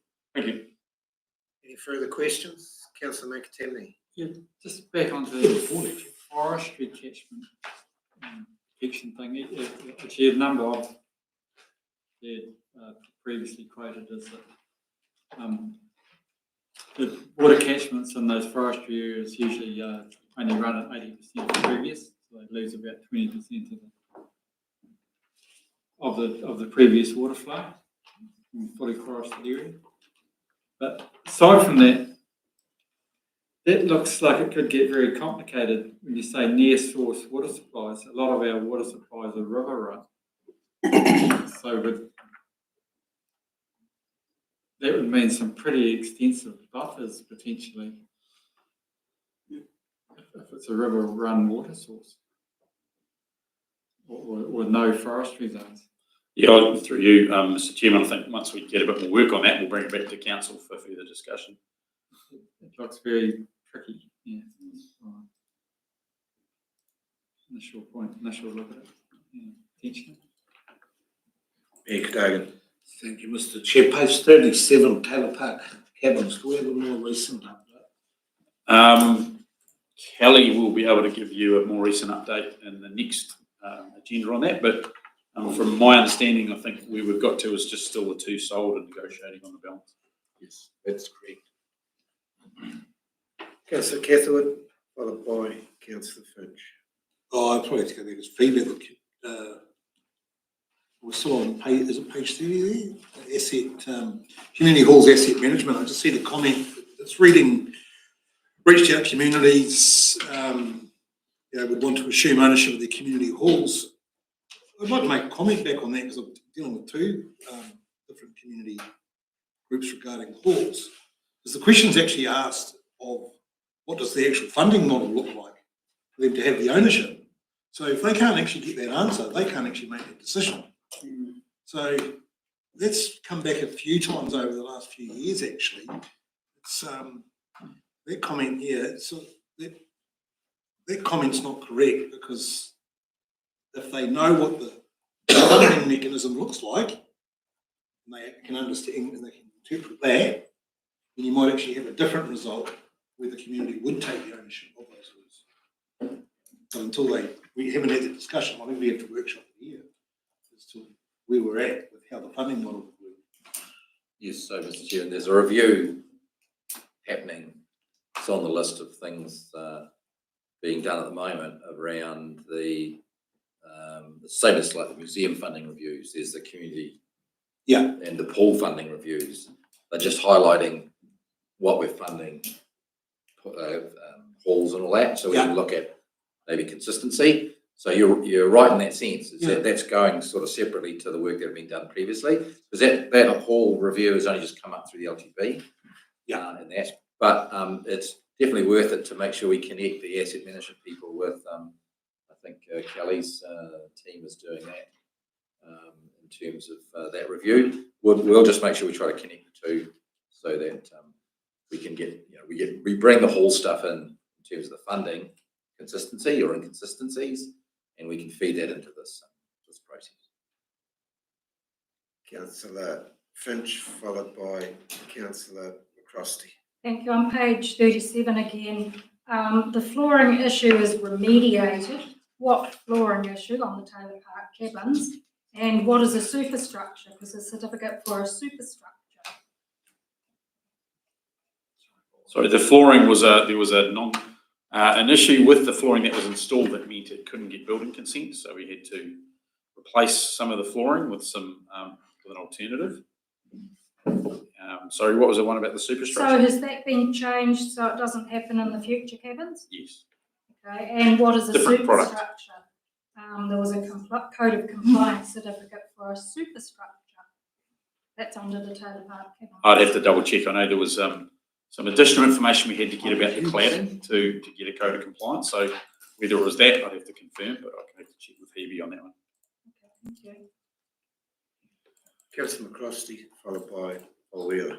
Through the chair, did we ever get a final dollar value on the council floodway thing? If we're redoing it already, going to have to fix it up. I'd have to double check, but what we're doing is maintenance. If we didn't have a flood and a washover, we wouldn't be doing it. So that was always going to be a risk when we have a flood event. That there needs to be some repairs to be done. Councillor Wheeler. Thanks, Mr Chairman. Just on page 27, 2.4, that land transport program for the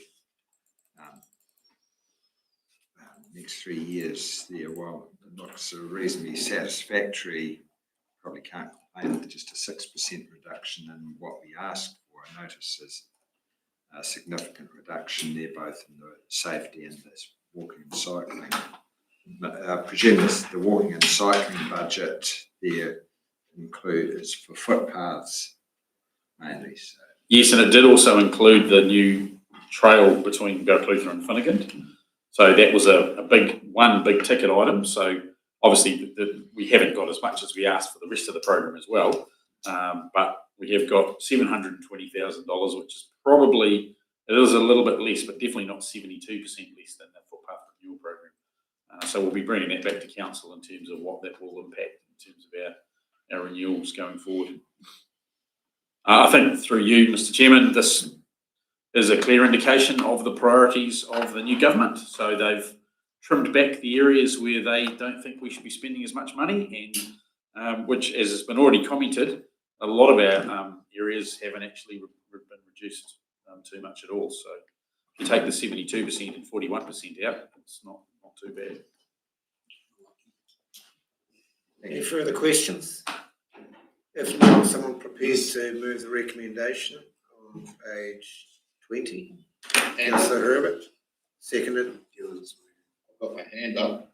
Question's got his hand up. Councillor might have a question. Oh, sorry, Councillor Martin, didn't see you there. Do you have a question? I do, through you, Mr Chair, and good thing the councillors are a bit more observant.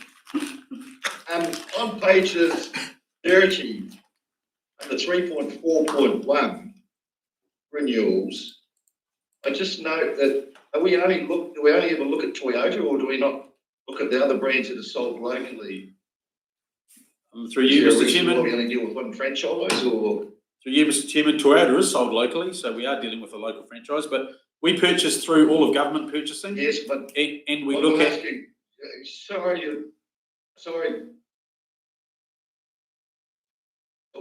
He's in the bush. Is that working? You're breaking up there, Councillor Martin. Question. Yeah, that your voice is quite bad in the chambers too, but is there a reason why we just go to the one Toyota, or do we go to the three agencies?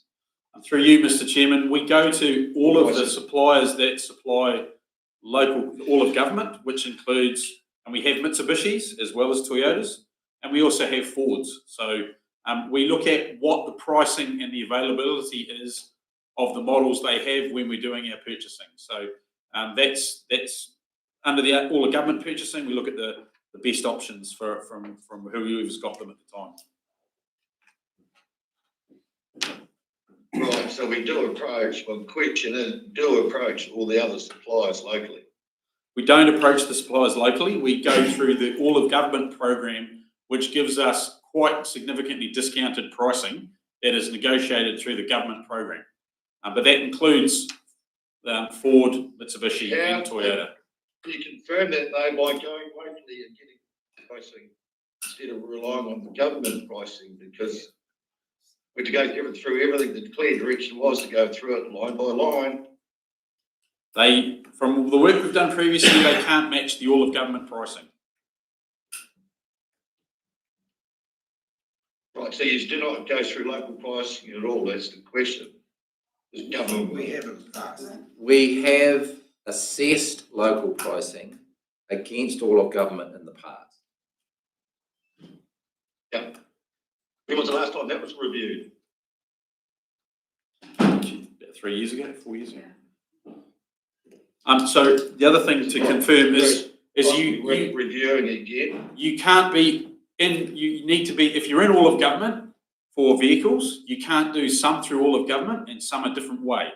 You're either all in for it or you're doing it all a different way. So we would have to go and do a purchasing thing for all of our fleet outside of all of government, where all that tendering is done for us. So there would be a significant increase in our overhead cost and requirements for doing our vehicle pricing to do that. But yes, we can certainly look at that comparison again. But the way the system works, you can't be in for part of your fleet and go and buy others a different way. I appreciate that, but isn't it not worth reviewing if it hasn't been done for 3 years? Well, we can, through Mr. Chair, we can do that. Obviously, the major part of the purchases have already occurred with the 3 waters. Yeah, but I just feel, through you, Mr. Chair, I just see it being prudent and the way the economy is, that we're doing everything that we can for our local economy and for our locals. So even if it's only a review, we're being prudent, we're demonstrating that we're being considerate. That's all I'm thinking of. Okay. Mayor Cadogan. I thought we'd left an open offer to the one local that wasn't, that at any time they could submit pricing. Wasn't it left that, okay, we're, you know, and we just sort of left it there, left the ball in their camp as things change? Well, Your Worship, the problem is, as Jules mentioned, is that you can't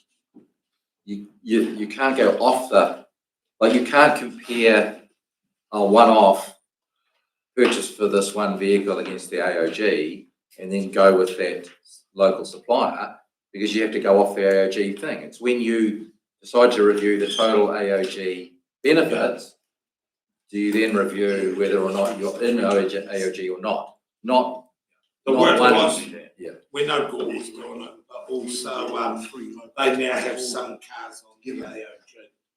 So, not many, but there are some. But they've got a chance. They want to throw a price on. Councillor McAtee.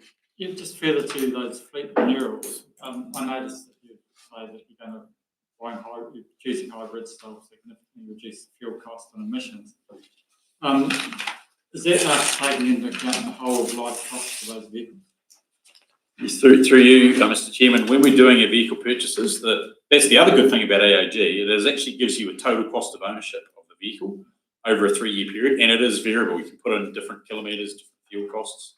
So when we're making our purchasing, we're looking at total cost of ownership. So therefore, in some cases, a slightly higher capital cost vehicle has a lower total cost of ownership because you get better resale for different brands, for example. So we do look at total cost of ownership when we're making our purchasing decisions, and we aren't specifically wedded to use. So we are looking at other 4-wheel drives or 2-wheel drive vehicles that aren't used, but we need to look at the FBT liability and how that works as well. So all of those decisions are put together into a memo, and then they go to Steve before we do any vehicle purchasing. I've just been careful making sure we went virtue signalling buying hybrids or EVs are worse. Yeah, when it comes to whole use. Councillor Phelps. Come on, you greedy. Just through the chair, just still on the fleet. Are the numbers reviewed? Because I mean, we all get it in the neck about the number of vehicles. I'd just like to take this opportunity to ask, is that reviewed every now and again? Do we have too many in the fleet or not enough? Dare I say it, but I mean, I'm sure we all get it in the neck about the number of CDC vehicles. I'm just wondering, this is opportune time to ask, does it get reviewed? We're constantly reviewing what positions need to have vehicles to be effective, whether we need them or not, and we're probably a couple short in the fleet at the moment. Councillor Catherwood. I'll just make a remark to Councillor Phelps. Obviously, you do get it in the neck, but it's a pretty simple explanation. You no longer see a City Care water vehicle. You don't see a white ute anymore. You see a ute that's got CDC and there's more of them because now we're actually trying to comply with the standards. So it's a pretty easy comeback for you guys out there in your communities regarding that. Through you, Mr. Chairman, what I also would say is we about 98% of our fleet are GPS tracked as well. So we know where they are. They're supposed to send alerts if there's an accident. We can review effectiveness and all those sorts of things too. So we've got a lot more tools than we would have had 5 years ago in terms of our fleet management as well. And we are actively using those systems. Right, is that it? Any more questions? Let's just not ask questions for the sake of asking questions. If they're all No more questions? Someone prepared to move the recommendation on page 20, please? Can Councillor, I move the recommendation? you already have. Did you? No, I was asking, it was Councillor Luton. Question. You can second it, Councillor Volwiller, that makes you feel better. All those, any further discussion? No, good. All those in favour? Aye. Against? Carried on to the next item on page 44. There's only 102 pages in this meeting today, so just be aware when you're asking questions.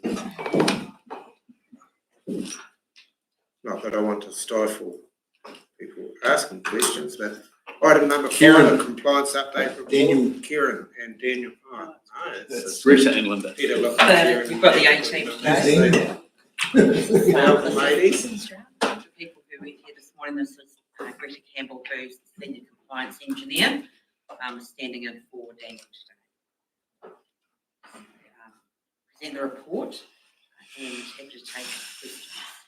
Questions? Mayor Cadogan. 2 questions, please, Linda. Firstly, we've failed a couple of times on aluminium. It says we failed, but it didn't give the number. Do you know the numbers? Because there's sometimes where it was point nothing, and other times that we were 20 times above. The report didn't give that information.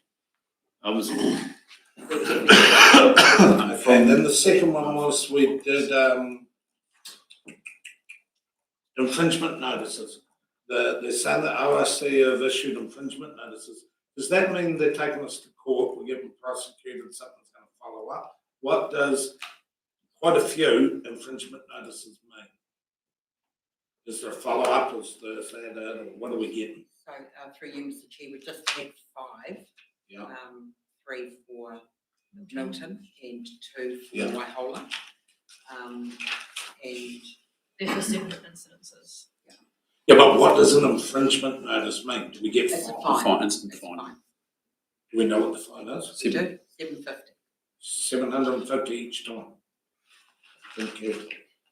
Have we, just checking, in the past we have, because it's still a court system in the sense that you can defend or challenge, right? You don't have to roll over if you don't actually think there's an incident. And I do understand that we had been issued 2 infringements which we didn't agree with or were incorrect. Or can you elaborate whether we've done that or applying to anything? Through you, Mr. Chair, we were, I guess some of them appear a bit harsh because one of the flows was 2 cubic metres and just after a rain event, but not classed as a wet weather event. And another was a small quantity as well, compared to when we first got the abatement notice on Milton, where there was weeks and weeks of sewage flowing into the river. So, yeah, they were pretty hard. We have challenged some in the past and they've been revoked. Could you speak up on the phone, Greta? We have challenged them recently. Some of them have been revoked recently for Glenkennick. We won. Well done. Well, they chose to withdraw them, which is their choice once we challenge. And also, so there was one, so following on and then I'm reading, I'm looking for red spots and that. If they got infringement notices for their red spots, why didn't Clinton, Kaihira, there's more red boxes as we went through. Why didn't Milton Waihola get infringement notices when the others still breached consent but nothing happened? Through you, Mr. Chair, because we've had previous abatement notices, which we've breached again. So the Waihola, the 2 occasions that we were fined for this time were when daylight saving changed and there's a tidal discharge consent and the clock didn't change time or the system. So we were discharged at the wrong time by 57 minutes. Yeah, 18 minutes either side of high tide. Okay, thank you. Through you, Mr. Chairman, the one of the recent exceedances for aluminium was Moa Flat. The MAV is 1 and the reading that was taken was 1.25. We also had a lot of our own reticulation readings were all below 1 too. So we're not quite sure why we're getting an exceedance, whether it was particularly flushed other water through at the time versus the other readings. So we need to do a bit more investigation around that. But that's happening, George, it's just sort of fine tuning, it's not like when we're in the 20s and 50s and whatever. Just got to think here. Any further questions? Councillor Wheeler. Thank you, Mr. Chairman. Just on page 66 and some of the following pages, just at the bottom, we've got proposed wording for new compliance monitoring, which the ORC's accepted. It would appear that it's made the consents more difficult to comply with. Am I reading that right? It says the consent is, in accordance with the new wording, that consent is non-compliant with ammonium, nitrogen, odd pH and TN. In terms of that, it's a two-pronged approach. We've removed the 90th percentile, so that was an agreement with the ORC, benefits both of us, makes the consent for them easier to enforce, like you're either black and white, you're compliant with 9 out of 10 or you're not. But from our point of view, we would have to sometimes get 9 to 12 months of compliant samples to actually become compliant to the 90th percentile. So say you had an E. coli of like 4,000, like something went wrong, and that's on your record, it might take you 18 months to get that 90th percentile result back with the calculation. So you can have a one-off, which can actually put you out for 12 months for the whole audit period. So it does actually benefit ORC and us to have these new conditions in place. So that's not something they'll sit on us harder over. We offered the wording. So they suggested that it needed rewriting because they had, there was a judge actually made a comment in an enforcement action against another party. And so they suggested that the wording needed to be clearer because it was a bit vague. And we proposed the wording and they accepted that after about, it took them 2 months to think about it, but they accepted our wording. And it does regularise with other consents in the way we measure. Yeah, so these biofiltro consents now have the same condition as Kaitangata and Heriot. Thank you. Any further questions? If not, someone prepared to move the recommendation on page 44. Councillor Phelps, second Mayor Cadogan. Any further discussion? No. All those in favour? Against? Motion passed. We'll move to page 73. Go fast if you do this. Excuse me, fine.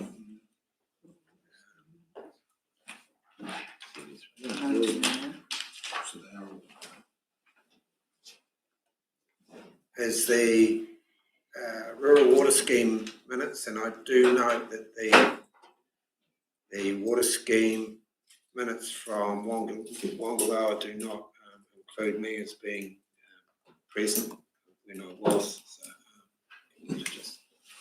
that's sorted. Councillor Cadogan, Mayor Cadogan. Thank you for that. With that addition of you in attendance, I'm happy to move the noting of the water scheme minutes. Councillor McAtamney. Can I just make one amendment to one minute, because it'll be the last time it's ever Balmoral 2 Rural Water Scheme Committee. It's got minutes to the annual meeting, first line of the Balmoral 1 Rural Water Scheme. It should have been Balmoral 2. It's page 76. Just one. I'm happy to move those. One should be 2, because that'll be the last time this is ever looked at. Someone prepared to second that. Last meeting. Councillor Phelps. Any further discussion? No. All those in favour? Aye. Against? Passed. That concludes our. Sorry to you, Mr. Chairman. These minutes are only for noting. That one we should change because there won't be another meeting for that to be corrected. But in terms of the correction for the Wongaloa minutes, the Wongaloa scheme will be looking at that at the next meeting. So they will have to change that and correct that at the end. So these are more just for noting that, so you get a chance to see what's happened with all the rural water scheme. Okay, that concludes this meeting. We'll make that change. We are stopping for smoke.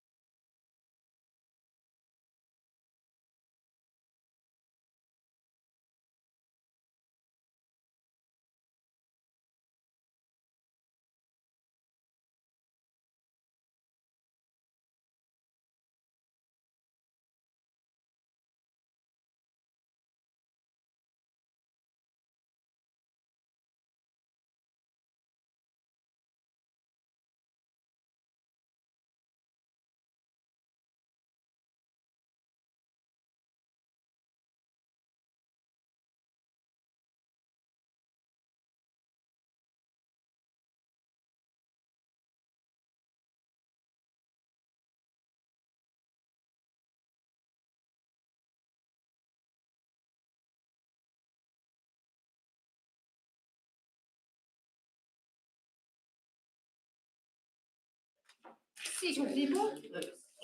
Thank you, everybody. Welcome to Regulatory and Community Committee. Are we live streaming? Thank you. So apologies.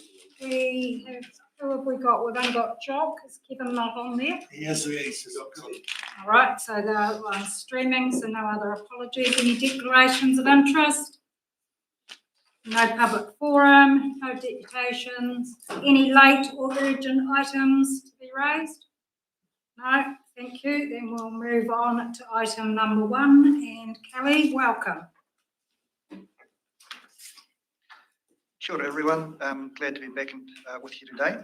As always, just a few items to bring your attention to, starting with the Belclutha pool. So at the time of writing this, that was progressing really well in terms of maintenance. We actually opened a week early on the 26th, so earlier this week, which was lovely. Also just want to thank the council members who came down and had a look around the pool while it was empty and available. 3 things came out of that for us. A signage update. It is time to reconsider the signage and be very clear about which parts of the building are to be used by who. The barrier, people noted that it was a bit grubby. The barrier is the big wall in the middle of the main pool. The bulkhead. The bulkhead.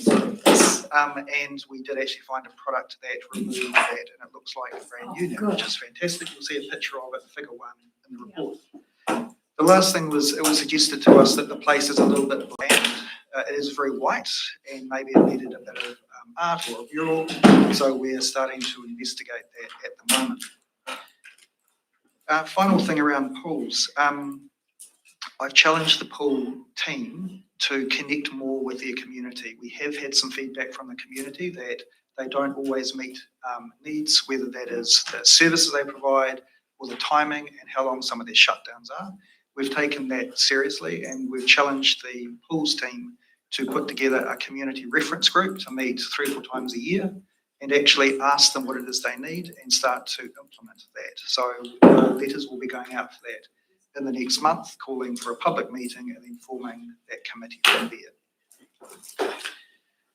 Just moving on, Lily's working on a project at the moment looking at our signage around the district. Some of the signs are getting a little bit old and dated. Some of them have a little bit of road damage. Some of them have the occasional bullet hole. It is time for a little bit of an upgrade. So that work is now underway.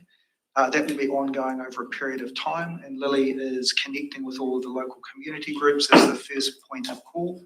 And there is a priority list, which I think you'll find in the report, which is the order in which we'll be approaching those.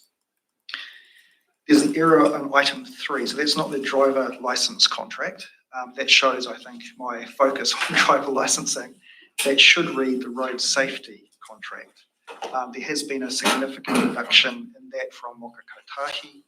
We have therefore proposed to them to refocus that project on a smaller but high value set of targets, and that is specifically driver licensing, rural roads and intersections, fatigue and general education, particularly maintenance education around things like car seat installation, those sorts of things.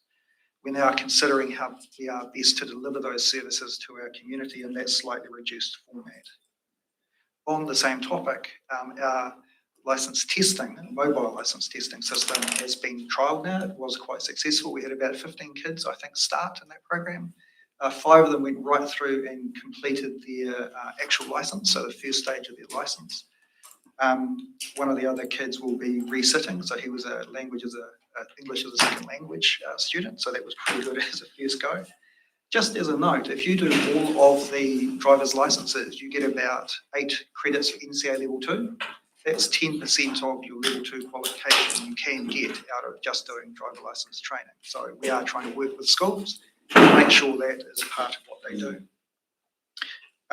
Bike recycling project. So as part of the LTP, you approved a small amount of money, which has acted as seed funding to get bike recycling as a program in our district. And we're working very closely with Project Bruce and with SIDS to get that implemented. There's some more detail in the report. Really happy with how that has started off. Taylor Park, so 2 things around that. I know you've discussed the cabins, so I can confirm that 2 cabins have been sold. 2 more are under negotiation at the moment. So pleased to get them to that stage. It is not a quick process, and there is more processing to go because they are individual purchases. We're having to make detailed arrangement with each to uplift their cabin, move it off site. So I'm afraid it won't be, now that we've sold, they'll be gone. It will be a delay while we do that. We are investigating the remedial works to the ground as a subsequent project now. Camping grounds. We have a lovely camping ground at Taylor Park. What it does not have is public presence. It does not have a very good system for taking bookings, and it does not have a system to extract money from people online. These are all things which really are relatively easy to fix, and we're now implementing those things. There are many more things we could do to that camping ground, I think, to grow its popularity, increase its total revenue. But I think these are the first steps towards work in that particular area.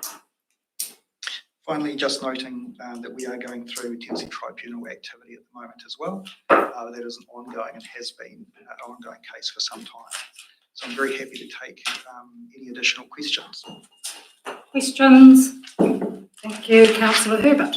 When can we find out what we got for those cabins price-wise? Is that still sensitive information, or can it be conveyed to us today, or how do we? What I can tell you is that there was a minimum requirements, and that's set close to the cost of those cabins. What I can't say, because it is still sensitive, is exactly what the price was. We will find out eventually, though. Yes. Yes, if we, through you, Madam Chair, we sell the 4 of them, we can disclose what they sold for once they're sold, but they're still actively in the negotiation stage. I think it's important, given the publicity and the sort of contentious issue. It'd be nice to be able to tell people what they were worth eventually. Thank you, Councillor Catherwood. Oh, it's pretty much the same one, really, as what did we get to them? And the other one was on the signs. I just see fantastic, because there are some pretty faded signs in parts of our district. I just see you're going to be working there with the community groups. The question is, are we going to keep that standard shape for the uniform as in each town? I know we've got different text, we've got different colours, we've got something that's unique about each little individual township. But are we actually, I mean, the signboard's still in good condition. Is that going to be reused? So in other words, keeping that same shape and form. So you know you're in the Cleveland district. So thank you for the feedback. We'd investigated the cost around signage, and that particular shape is about 50% more expensive to produce than a standard rectangle. So at this stage, what we'll be taking to the community groups will be effectively a standard template in rectangle, and then seeking their feedback on it. In terms of the content of that, obviously there are some things we must put on there, and we're talking with Cleveland Development about their signage, for example. But again, it will reflect the ambitions of that community. Yes. And could also get it, yeah, okay, so you'll see, they're under 1.3 metres in width, aren't they? Yes. So the cost is, an idea of price per unit? Sorry, I don't have that information. I'll send it to you. Yep, yeah, cool. Further questions? Kelly's report?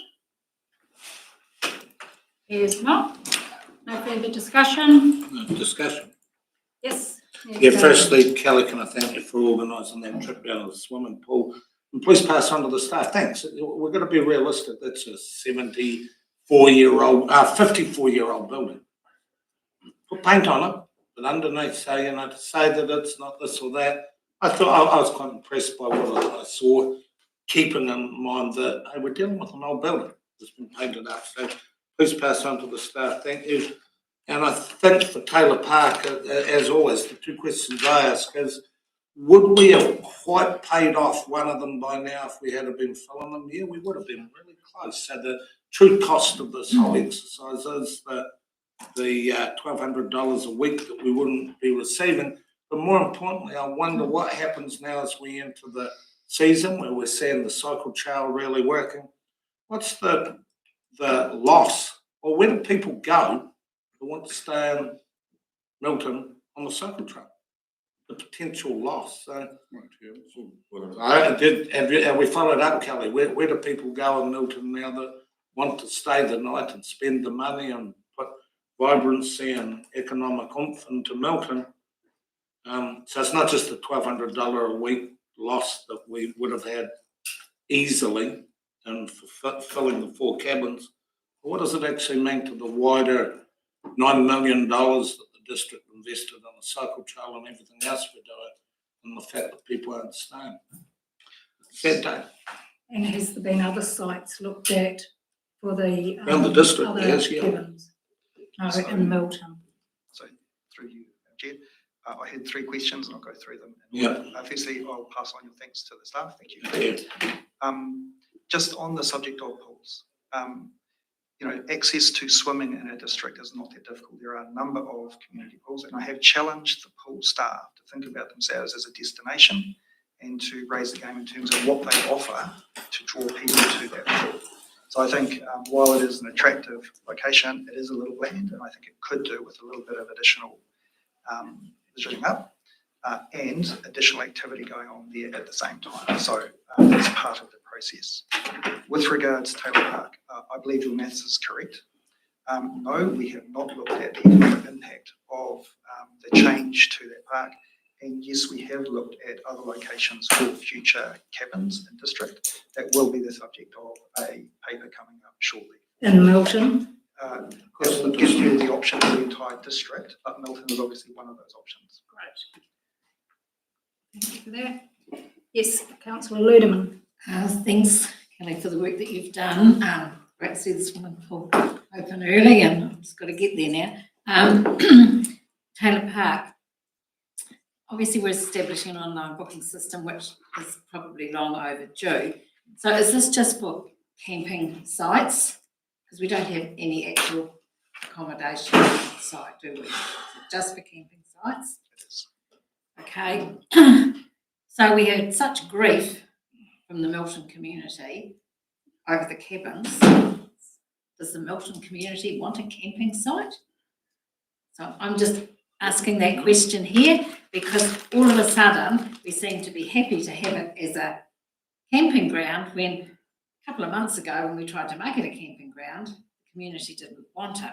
I mean, obviously if it is to be a camping ground, a proper booking system and proper procedures are in place, so that's fine. So my other question is, do we have appropriate staffing for a commercial camping ground at Taylor Park?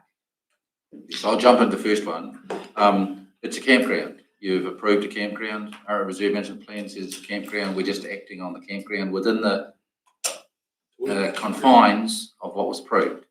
So that's an easy answer. Then there's no question or problem with that. And I'll let Kelly describe what he's actually doing with the other part. So thank you for the question. Yes, so our job is to manage what's there. It is a camping ground and it is in need of optimisation and maximisation. As I said, if you walk around the grounds, they're actually lovely. There's a number of sites which have fallen out of use over time. They need to be reinvigorated. There's some camping sites, so just non-camper van sort of sites at the back, which I think we can reassess. We need to properly number the site so that people can online book and then find their way to their camping site. We have looked at digitising the entire park, which would have effectively a gate and a swipe, which would give people access. And we really want to connect to that cycle trail, to the Mayor's point, the fact that people are coming into the region to go cycling, and we've looked at things like e-charging stations at the camping ground to make it attractive to those particular people, for example. Now, the issue is that all of these things cost money, and unless we prove, I think, that there is demand, I would be very reluctant to come in front of you and ask you to spend money on it until we've proven that. So this summer will be an attempt by us to lift the amount of revenue generated, the number of people going in and the impact it has on the township. And then we might come back and have a talk about what a grander project looks like for that camping ground. Thank you for that, Kelly. The issue was not, is it a camping ground? It was where the cabins were put without the proper consultation, Councillor Ludeman. Any further questions? Sorry, point of order, sorry.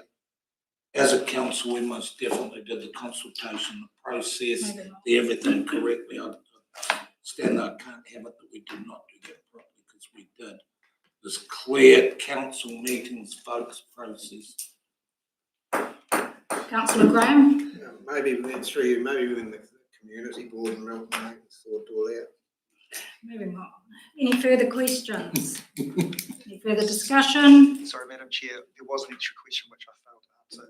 We do have appropriate staffing on site. It would need to be reviewed though if numbers start to increase.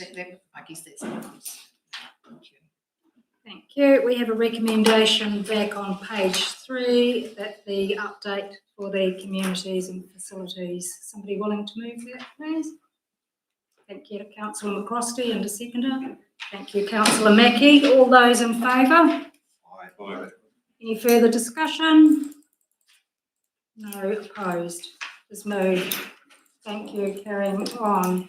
And so item number 2, the pool review, Balclutha and Milton. Kelly again, please.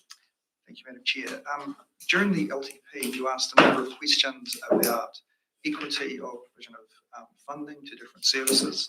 That work is ongoing in the background, so that will cover museums, pools and halls, and that will be delivered in the future. But you also asked for more information about how our pools operate and why they're so expensive when compared to community pools. So this paper attempts to explore that for you and looks at 3 key issues around level of service, around cost of staffing, and also just gives you exactly how we rate for the pools currently.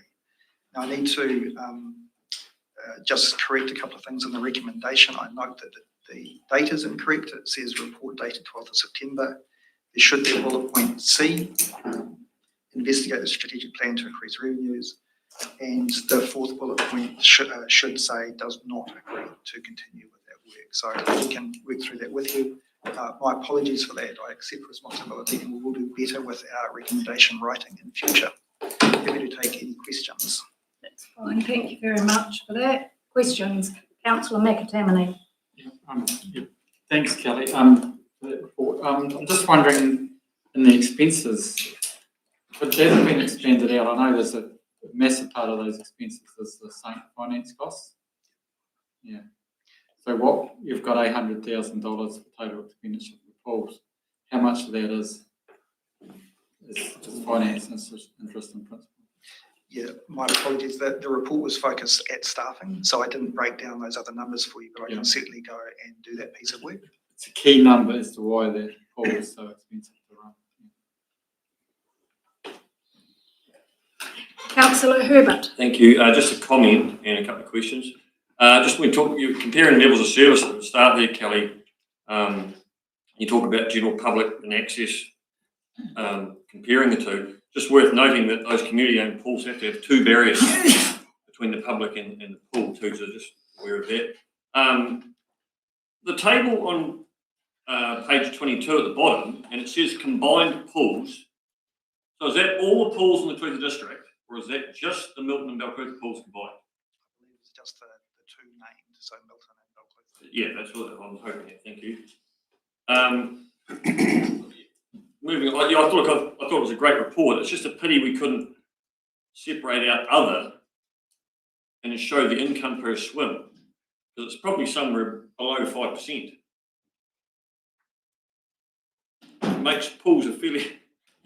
If our Prime Minister wants us to cut frilly things and we get 5% of what the cost of a swim, if you had the real cost of a swim, crikey.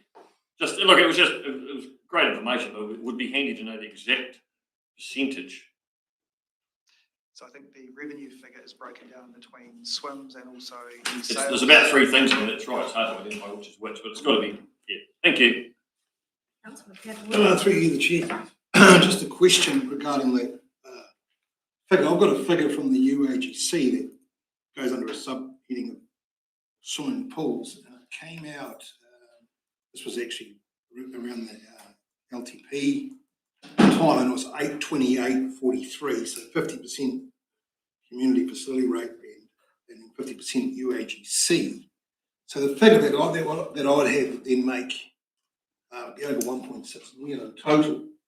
So I'm wondering if that figure is actually correct, 1.209, of what we collect as rates from the ratepayer. I actually have the figure at 1.6, and then the next part of the next question I have is some of the outlying communities, the community-owned pools, get a nominal grant to operate their facility, and that's not funded from that portion of the UAGC. Which part of the UAGC does that funding come out of? Because all in all, our whole district, we spend over $1.6 million on pools.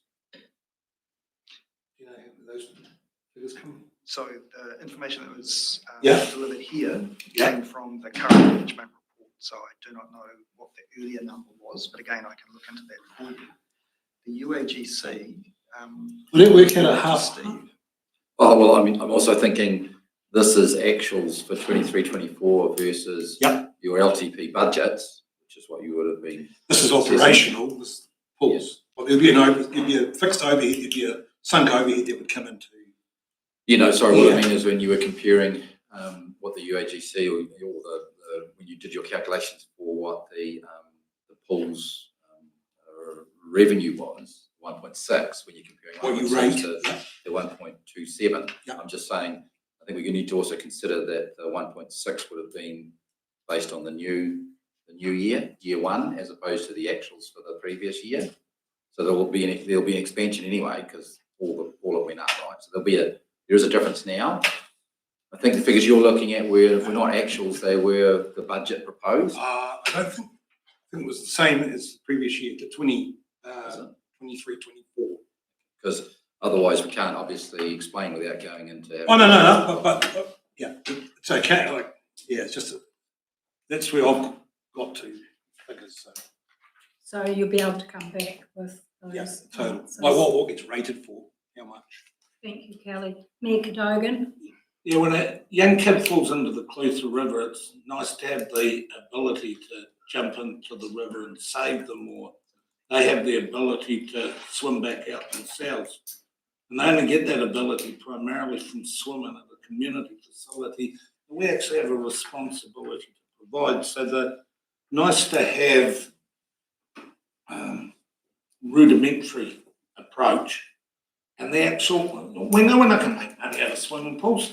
It's not a money thing that we're trying to do, and it's not a nice to have. But when I was, because I went down with this in mind when we went to the Clutha swimming pool. And when we were kids, or most of us when we were kids, in the school swimming pool, and they were designed so that people could pretty much have them as a key. The level of sophistication of the building, and what you'd have to run a building like Clutha compared with a Warrapah swimming pool or something, they're apples and pears. I can't see how we could actually conceivably think that a group of people in the district could take over the likes of a Clutha swimming pool. You're going to have a heating qualification and how would you do it? Of course you can do it. I'm sure we can, and then we will watch them fail. We've actually got a responsibility as a council to provide a facility in as many areas as we can, so that when a kid falls in the Clutha River, it's a bonus that they can swim back out, and that's our bonus. I think we're asking too much. When I looked at that building the other day, could I run this? Holy hell no. No, not ever, not conceivable. You need paid staff and things to be done. And that's just the same as halls and other responsibilities. So community groups can't have paid employees? Excuse I know it's the level of Councillor sophistication. Martin has his hand up, so we'll go to him. Thank you. Councillor Martin? Well, thank you, Madam Chair. Question for Kelly, Madam Chair. On page 21, level of service. Kelly, when you did this consultation, did you actually speak to the communities of interest that run their own pools? Thank you for the question, Councillor Martin. Yes, we spoke to some of, but not all of, to get a general sort of picture. We also referred to their websites and operating procedures. Right, because the safety aspects, whether it's council-run pool or it's a community-run pool, they've all got responsibilities and obligations when it comes around to safety. The only difference I would say there under your safety components is that the two pools have qualified lifeguards and the others don't. Yet the water quality is still have to be the same for all pools, whether they're community owned or council owned. The levels of service in the opening hours, yes, correct, mostly seasonal limited hours or access by key only. Once again, under level of service, you've got they're only open to the community or under community guidance, but you can actually get keys to any of the community pools that are operated by themselves for access.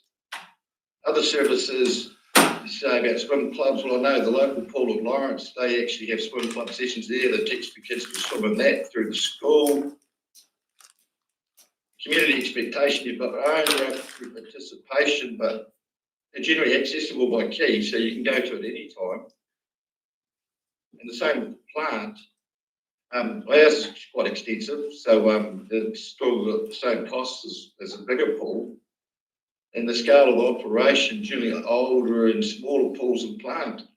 But ours is probably one of the newer ones in the district. So, and yet it's still managed by a community organisation and volunteers. So, and then the very end one, you've got dependent on funding, and then under the community ones, you've got a committed group of individuals. So is that not the question that we're asking, like the two communities in question? Is there anyone committed groups of individuals in those communities that are prepared to take them on like all the other rural communities? So, cost comparisons. So thank you for the question, and I think I got most of them. Firstly, I would hate to give anyone the impression that I'm belittling the community pools. I think they do an absolutely fantastic job, given that most of them are staffed by volunteers and people giving their own time and effort to keep those things running. So I think that's to be commended. I do, however, think there is a significant difference between a community pool and a council-run pool, not just from how it operates, but from a community expectation. So when people visit, so hopefully coming to our camping ground, for example, they will expect to go to a pool which is fully staffed, where they can effectively drop off the kids if they want to, which you should not do at a community pool. Water testing. So to give you some of the background of how we operate the council pools. So our water is tested every 2 hours. Those results are tabulated. They all go through our quality management system and through WaterSafe as well. The plant, our maintenance man goes down twice a day to clear the furnace. So these are significant commitments of time to keep these things operating. So I do slightly disagree that there is a significant difference based on plant size and the expectation. Madam Chair, just looking at what the report's supposed to be saying, like this isn't, I'm suggesting it's not a debate about the various elements about bits and pieces. If you have a look at the recommendation and just also understanding where we are in time and trying to forestall a whole lot of debate about whether things are or aren't, the recommendations are only simply saying here's an issue, they've done some work, clearly there's different views that people have about different things, that's what's being expressed now, but the point is, does council want us to do anything further, which is what the recommendation is, and that's simply, you know, in the idea of looking at time, we don't need to debate things, in my view. The question that needs to be resolved from council is, does this highlight that you want to do some further work on it, and that, or not? And that would be my suggestion. Just have you got something new to add, Councillor Hurd? I might, just a quick question on page 25 about the funding. Can someone remind me how the community pools are funded? Are they the same 50-50? They're funded district-wide. Other than a couple of small grants, that most of them are funded 100% UAGC district-wide through our community development or community support grants. Thank you. But the amounts vary. The amounts vary, the amounts aren't consistent. Yeah. We used to have a consistent way of funding it, but we've slowly changed from that, but that's subject to a further paper to come. So we're trying to move this on, as you heard. Yep. Have you got something new, Councillor Ludeman? Have you got something? Well, Would you kind like of to I'd like to move? give you a recommendation. kind of have in that my argument here is the council-owned pool, and Question. I'm questioning the cost that we're going to add by doing this investigation, when I actually see this as a council-owned pool for the whole community, for the whole district, which services a lot of swimming clubs across the district. And I'm questioning, okay, we can go for further investigation, but I'm also questioning the actual cost to do that further investigation. And I can think that that is also should come into the consideration, because if I consider perhaps what the outcome might be of that. So we'll get a rough idea, if we can, of an estimate. So, So Madam Chair, I mean, Chicken Kelly, I mean, I think our understanding or expectation was we were simply just intending to use staff time.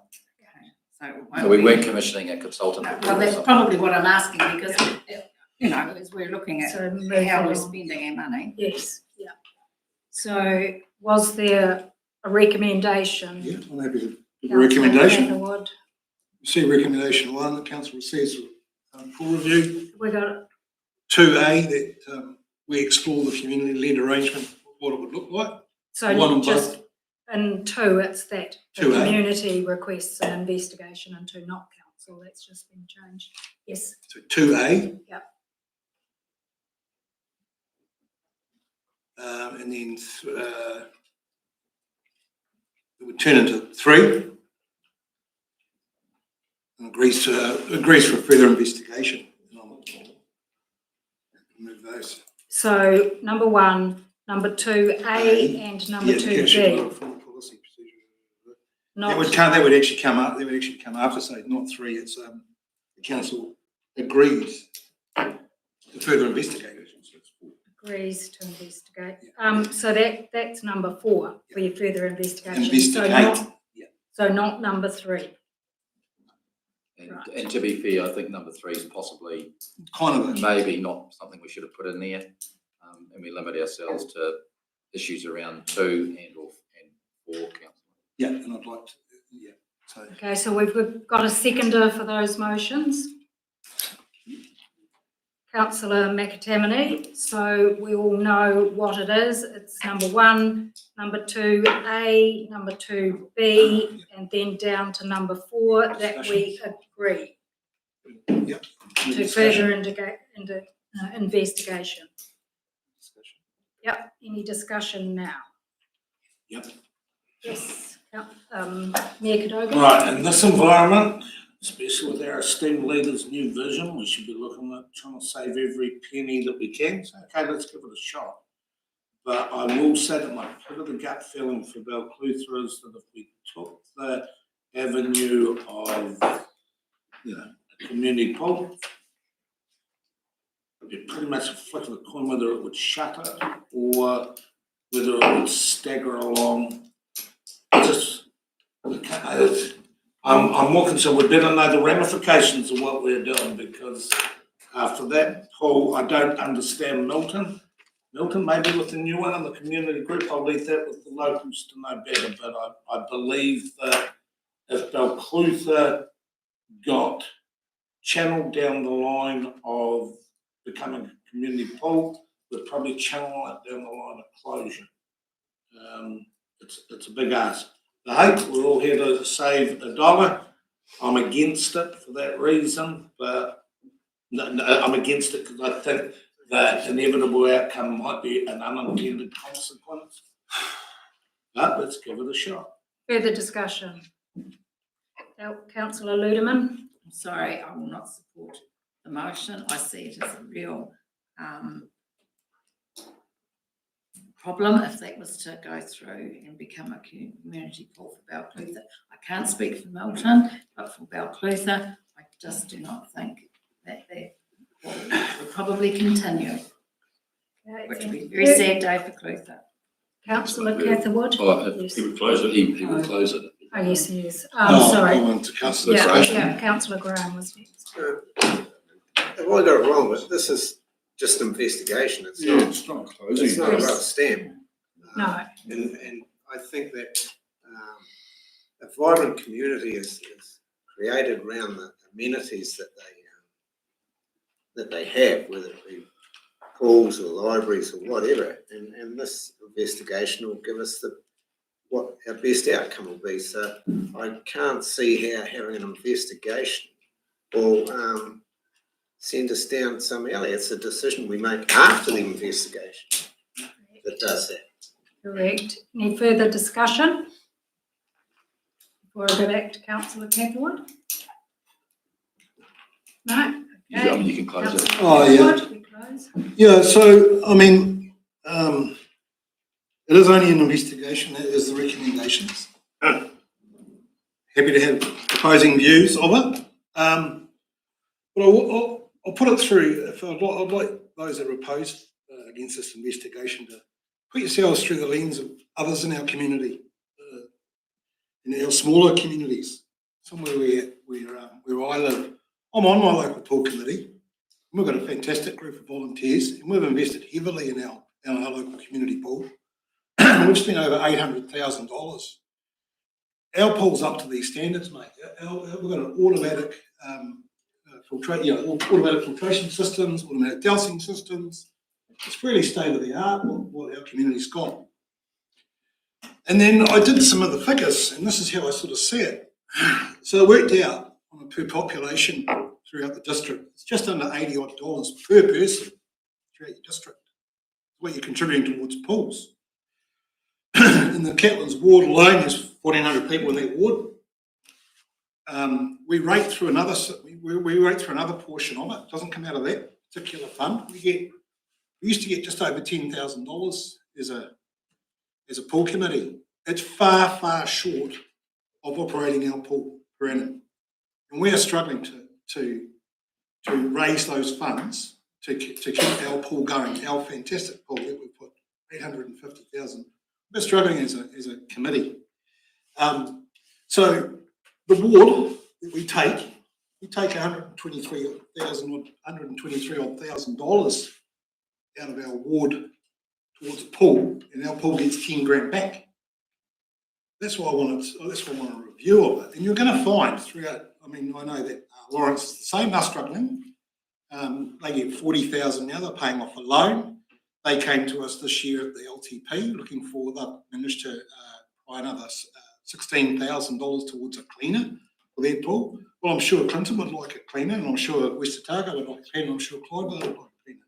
And I'm sure Milton would too, because I work at Wood. So we are an actual district. So when I start breaking it down in the numbers, just another way of looking at it as well. So over $1.6 million is rated for and taken. You can break it population-wise. I can see the huge figures.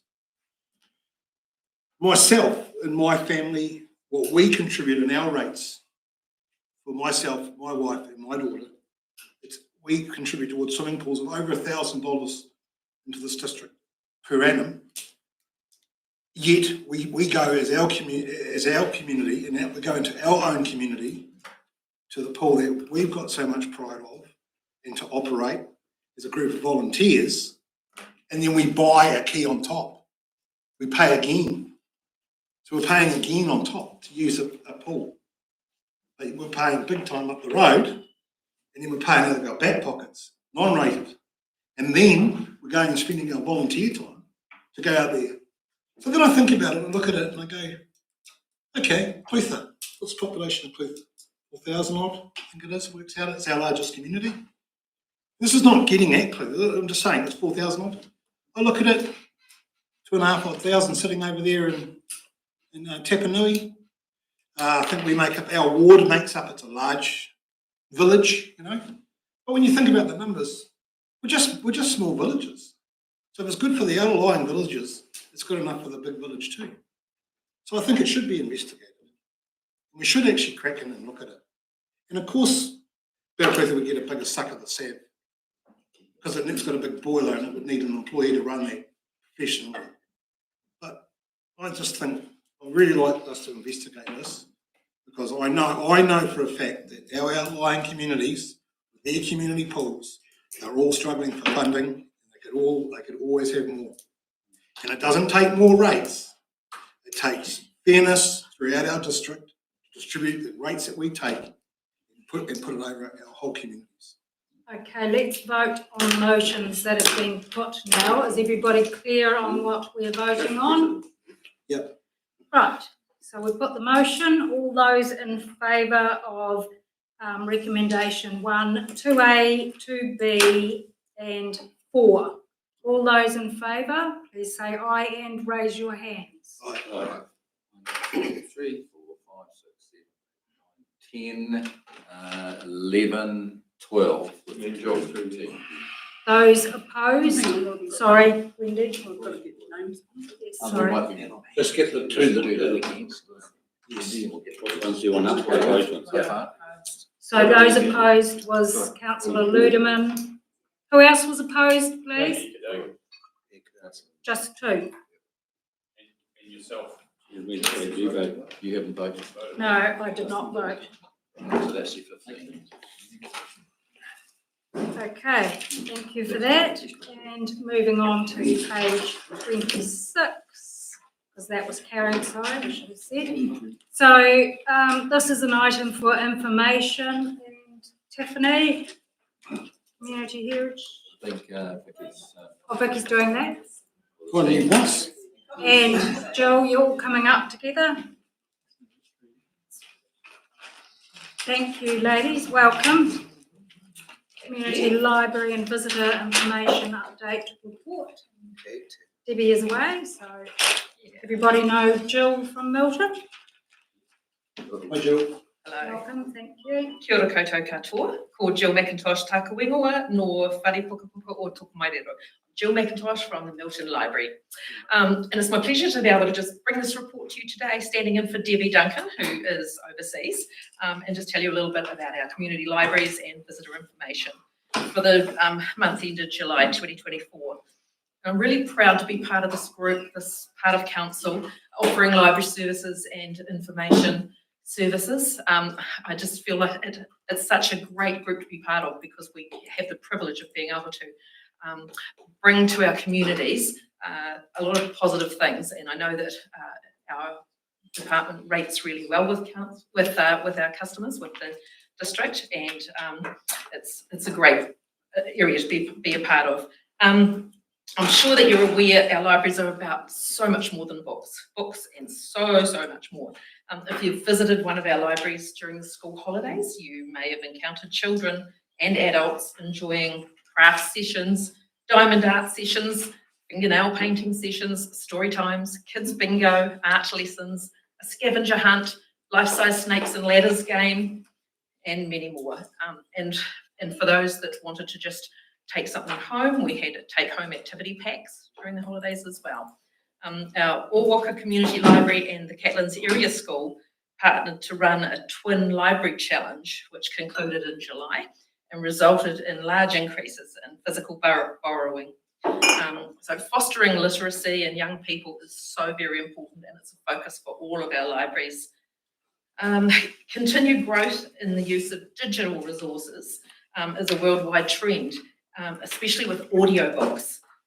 Often users will also still read physical books, and we're not seeing a decrease in our numbers actually visiting the libraries, but the numbers that are using audiobooks especially is really growing.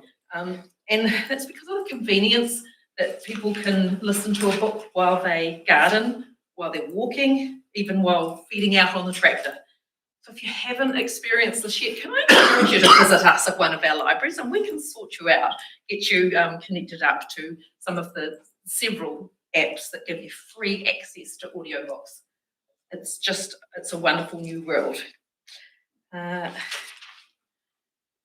And so also throughout the holidays, there were other things happening. Heritage sessions. So our heritage coordinator has run some workshops at some of the libraries. We've had Wise Owls is held at several of our libraries. Some driver licensing, mobile testing for students was happening. And we're also still giving lots of digi assistance to customers who are needing a bit of assistance with a big variety of tasks. So it could be that they're needing help with their mobile phones, or help to print out a document, and then they'll complete it and we may scan it for them back to a government agency. Just lots and lots of little things like that, that especially many of our seniors in our community are struggling with those things, and there's not the same places for them to go to actually get physical forms anymore. So they'll often come into us, and it's a really lovely part of our job to be able to help someone who's come in quite anxious about completing a task and see them leave feeling like there's a bit of a weight off their shoulders. We get really nice feedback from people about that. Our wonderful welcoming staff at the Visitor Info Centre, our eyesight in Balclutha, and our other eyesights around the district, are finding that through winter time it's a little bit quieter. Our eyesight in Balclutha at the beautiful new building Te Pauamato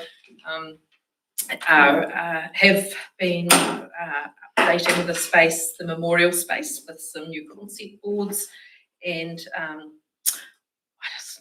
love going into that new building. It is such a beautiful space, and to go in and see these lovely welcoming ladies who are always smiling and happy to assist our visitors to the area, it's just such an asset. I feel so proud of that. And that is really all that I'm going to share right now, but if anybody has any questions, Ange from the eyesight and Vicky, our team leader from the Balclutha Library, are here to assist if there's anything that I can't answer for you. Questions? Yes, Councillor Graham. Well, welcome. I was just looking on page 29, and there's a photo there of the Bruce County Council, and I'm just wondering if that's Councillor Volwheeler. Yes. Right. Right, let's get serious. I'm serious. No, it's a fair question. It's pretty rude, actually. Order. Questions? Further questions? And did you actually have? No, that was, I was asking the same question. Thought so. Okay, any real serious questions of the report, please? Thank you, Councillor Martin. Chair, thank you, Madam Chair. Kia ora, Jill. Jill, just a question. I see in the visitor numbers for July at Milton, you're up to 2,096.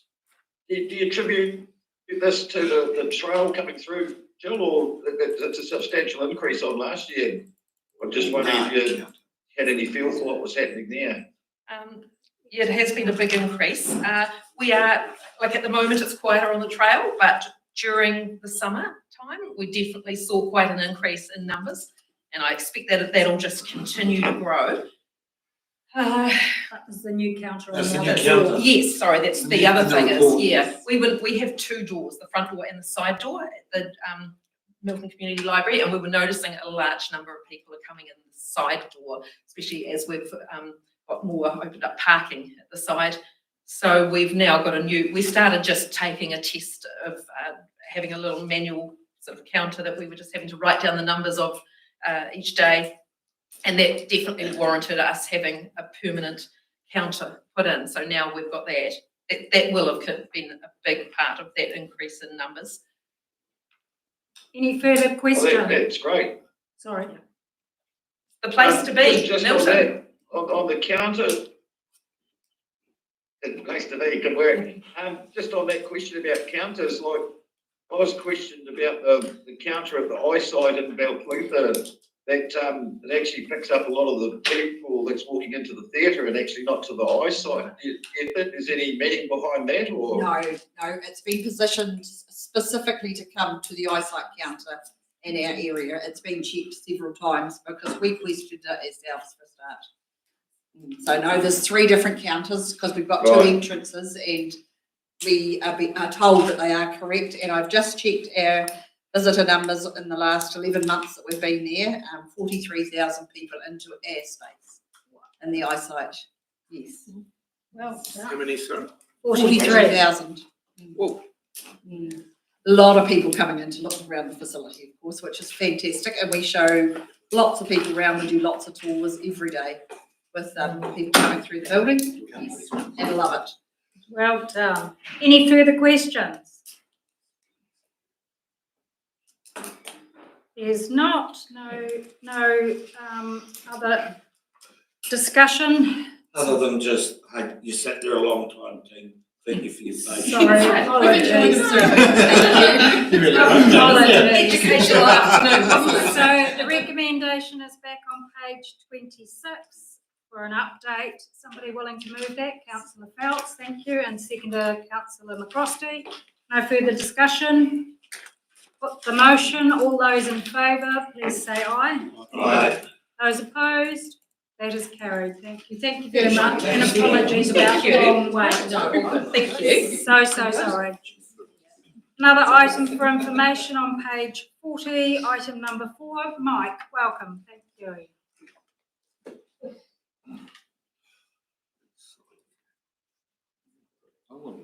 Thanks, Madam Chair. So happy to take the item as read, but no, I do have a couple of things just to note. Allow me. So just something that's not in the report actually. So, but just to note, so we are planning an event, a celebration event for volunteers who are involved in community plan projects across the district. You'll see a draft run sheet for that event on Wednesday, the 2nd of October. So we were just firming up the details for that, but it's coming along. So it's going to look to be quite a good evening, and you'll get a formal invitation for that soon. Hoping you can attend.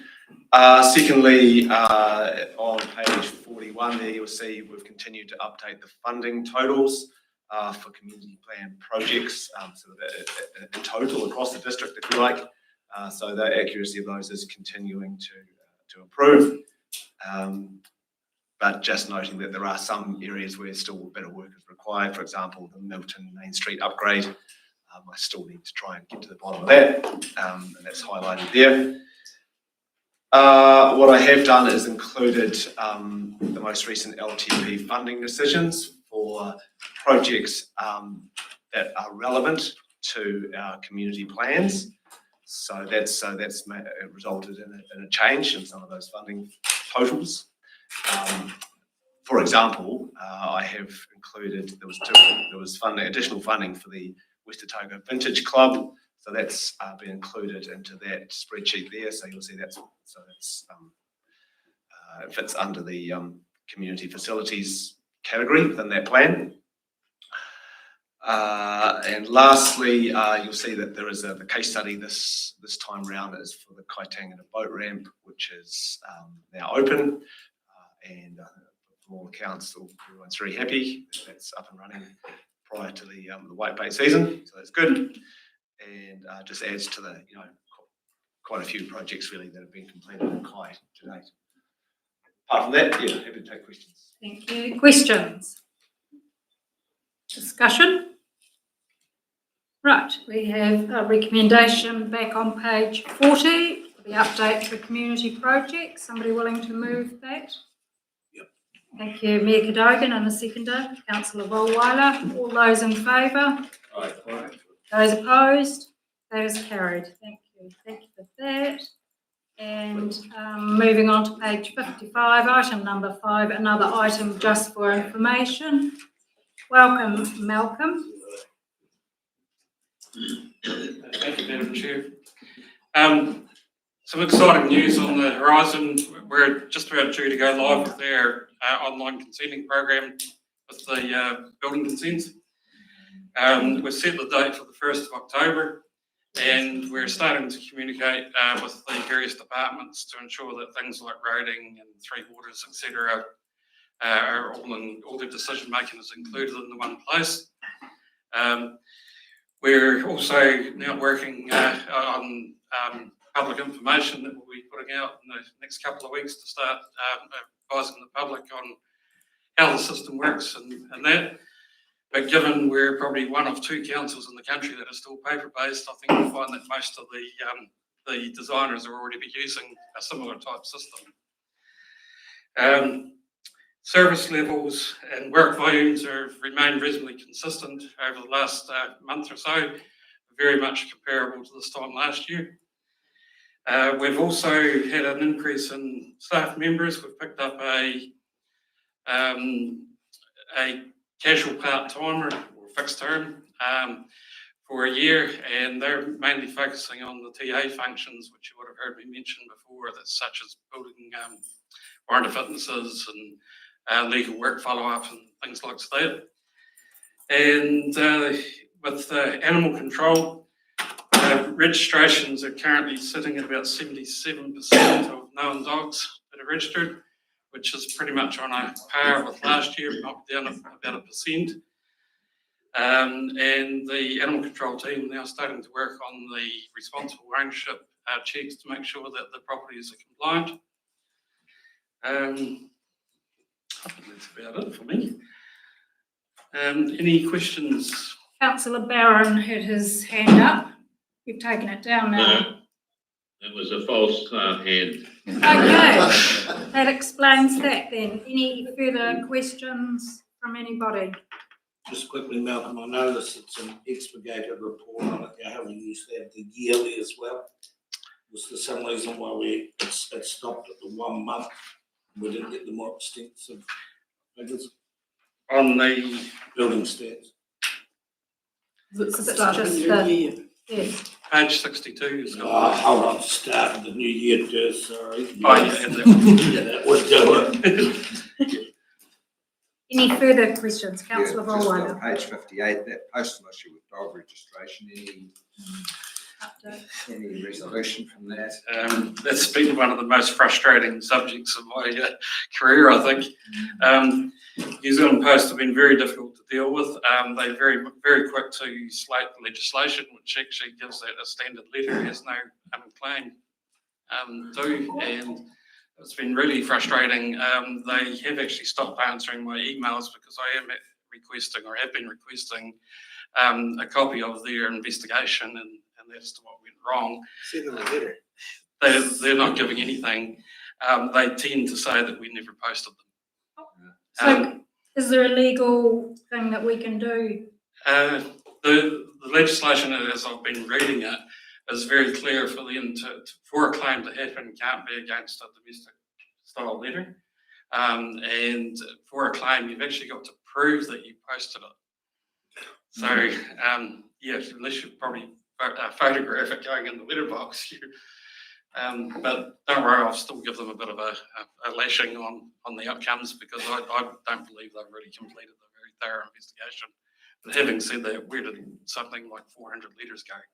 Was it one particular area they? No, it was actually probably 4 RDs, various ones from, I think it was RD 1 and 3 in Lawrence, RD 5 for Gore. So yeah, and there was some other smotherings of ones that didn't go, and they're all relevant to the boxes that they were put in. Like there was boxes and these letters went out. So was it all one letter, like of the alphabet, that would be all together? They were done per. They were actually sorted per address. Like yeah, so like it was RD 1. It was the box was RD 1. Right. Oh, don't worry, in about 30 years' time, we'll see something in the newspaper about all these letters turning up. I am sort of investigating as to, is it practical to do this stuff more through email, etc. I mean, it's submission keeping up with where the owners are, that's half the problem, but that's where I'm investigating other ways to look at it. Okay, thank you. No further discussion. We'll put the motion on page 55 that we receive the regulatory and building update. Can I have a mover for that, please? Thank you, Councillor Herbert, and seconded Councillor Graham. No further discussion. No, put the motion. All those in favour? Aye. Aye. Those opposed? That is carried. Thank you. And Malcolm, another one, and this is for decision, and it's dog control policy and practices. And does anybody have any issues in the spirit of trying to move this along to our next meeting? Was there any issues on any of the pages, or you're all happy with it? Okay, so we'll put the motion that we do that. Who would like to move that, please? Mover. Councillor Catherwood, that we adopt the dog control policy and practices report 2324, and Councillor Bolweiler, were you seconding that? Thank you. No discussion. Put that motion. All those and receiving it as well. All those in favour, please say aye. Aye. Those opposed? Nobody. It is carried. Thank you for that, and that calls this part of our meeting. Sorry. Forgive me. Thank you.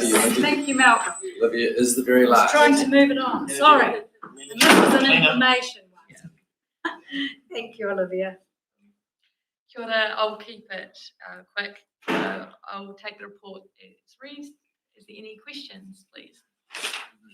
We have any issues whatsoever on any of those pages that you wanted to ask a question about? None. Just a comment, good to see 100%. Thank you. Well done. Backing it up 2 months in a row, well done. So somebody prepared to move that we receive the planning update on page 69. Yep. Thank you, Councillor Kennedy, and seconder, Councillor Phelps. All those in favour? Aye. Those opposed? That is carried. Sorry, thank you very much. Now it brings this meeting to an end. Thank